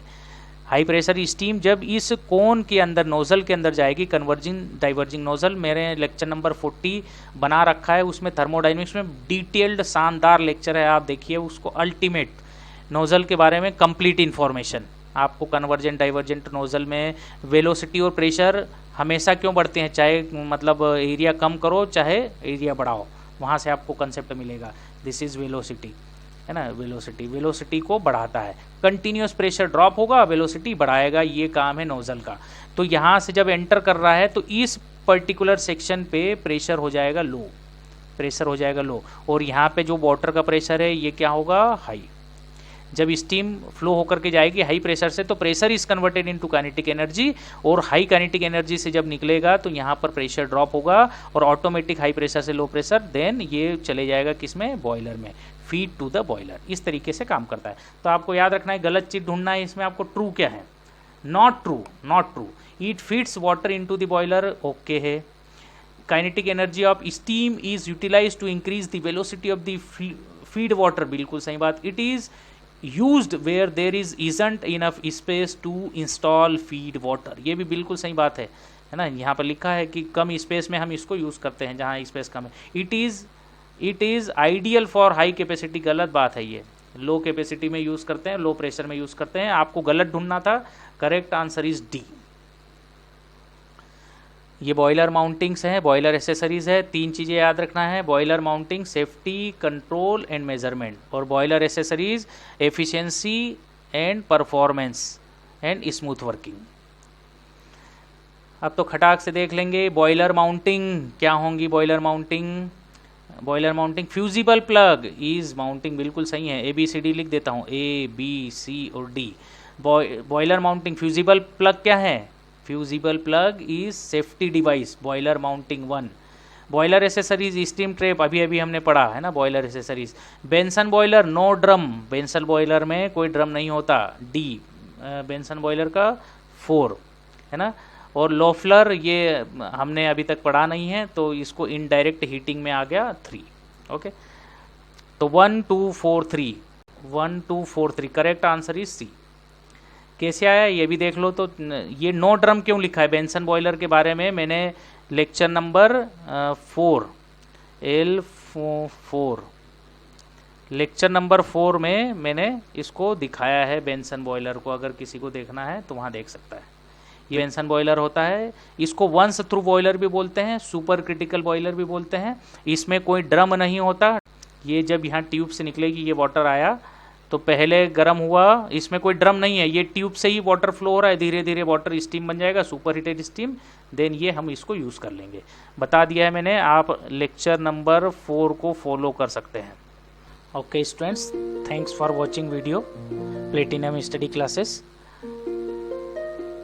सो स्टूडेंट्स, अगर आपको ये वीडियो अच्छे लग रहे हो तो वीडियो को लाइक करें और चैनल को सब्सक्राइब करें, ज़्यादा से ज़्यादा लोगों तक पहुंचाएं, बेल आइकॉन को क्लिक कर दें ताकि आगे आने वाले सारे वीडियोस आपको मिलते रहें। अगर आप सेकेंड ईयर के स्टूडेंट हैं तो इन फ्यूचर आपको सारे वीडियोस और सारे मतलब कॉम्पिटिटिव एग्ज़ाम्स की मैं प्रिपरेशन कराऊंगा, इसलिए आप बेल आइकॉन को क्लिक करें और अपडेटेड वीडियोस पाते रहें। थर्ड ईयर में हैं तब भी आप सब्सक्राइब करें, अच्छी बात है।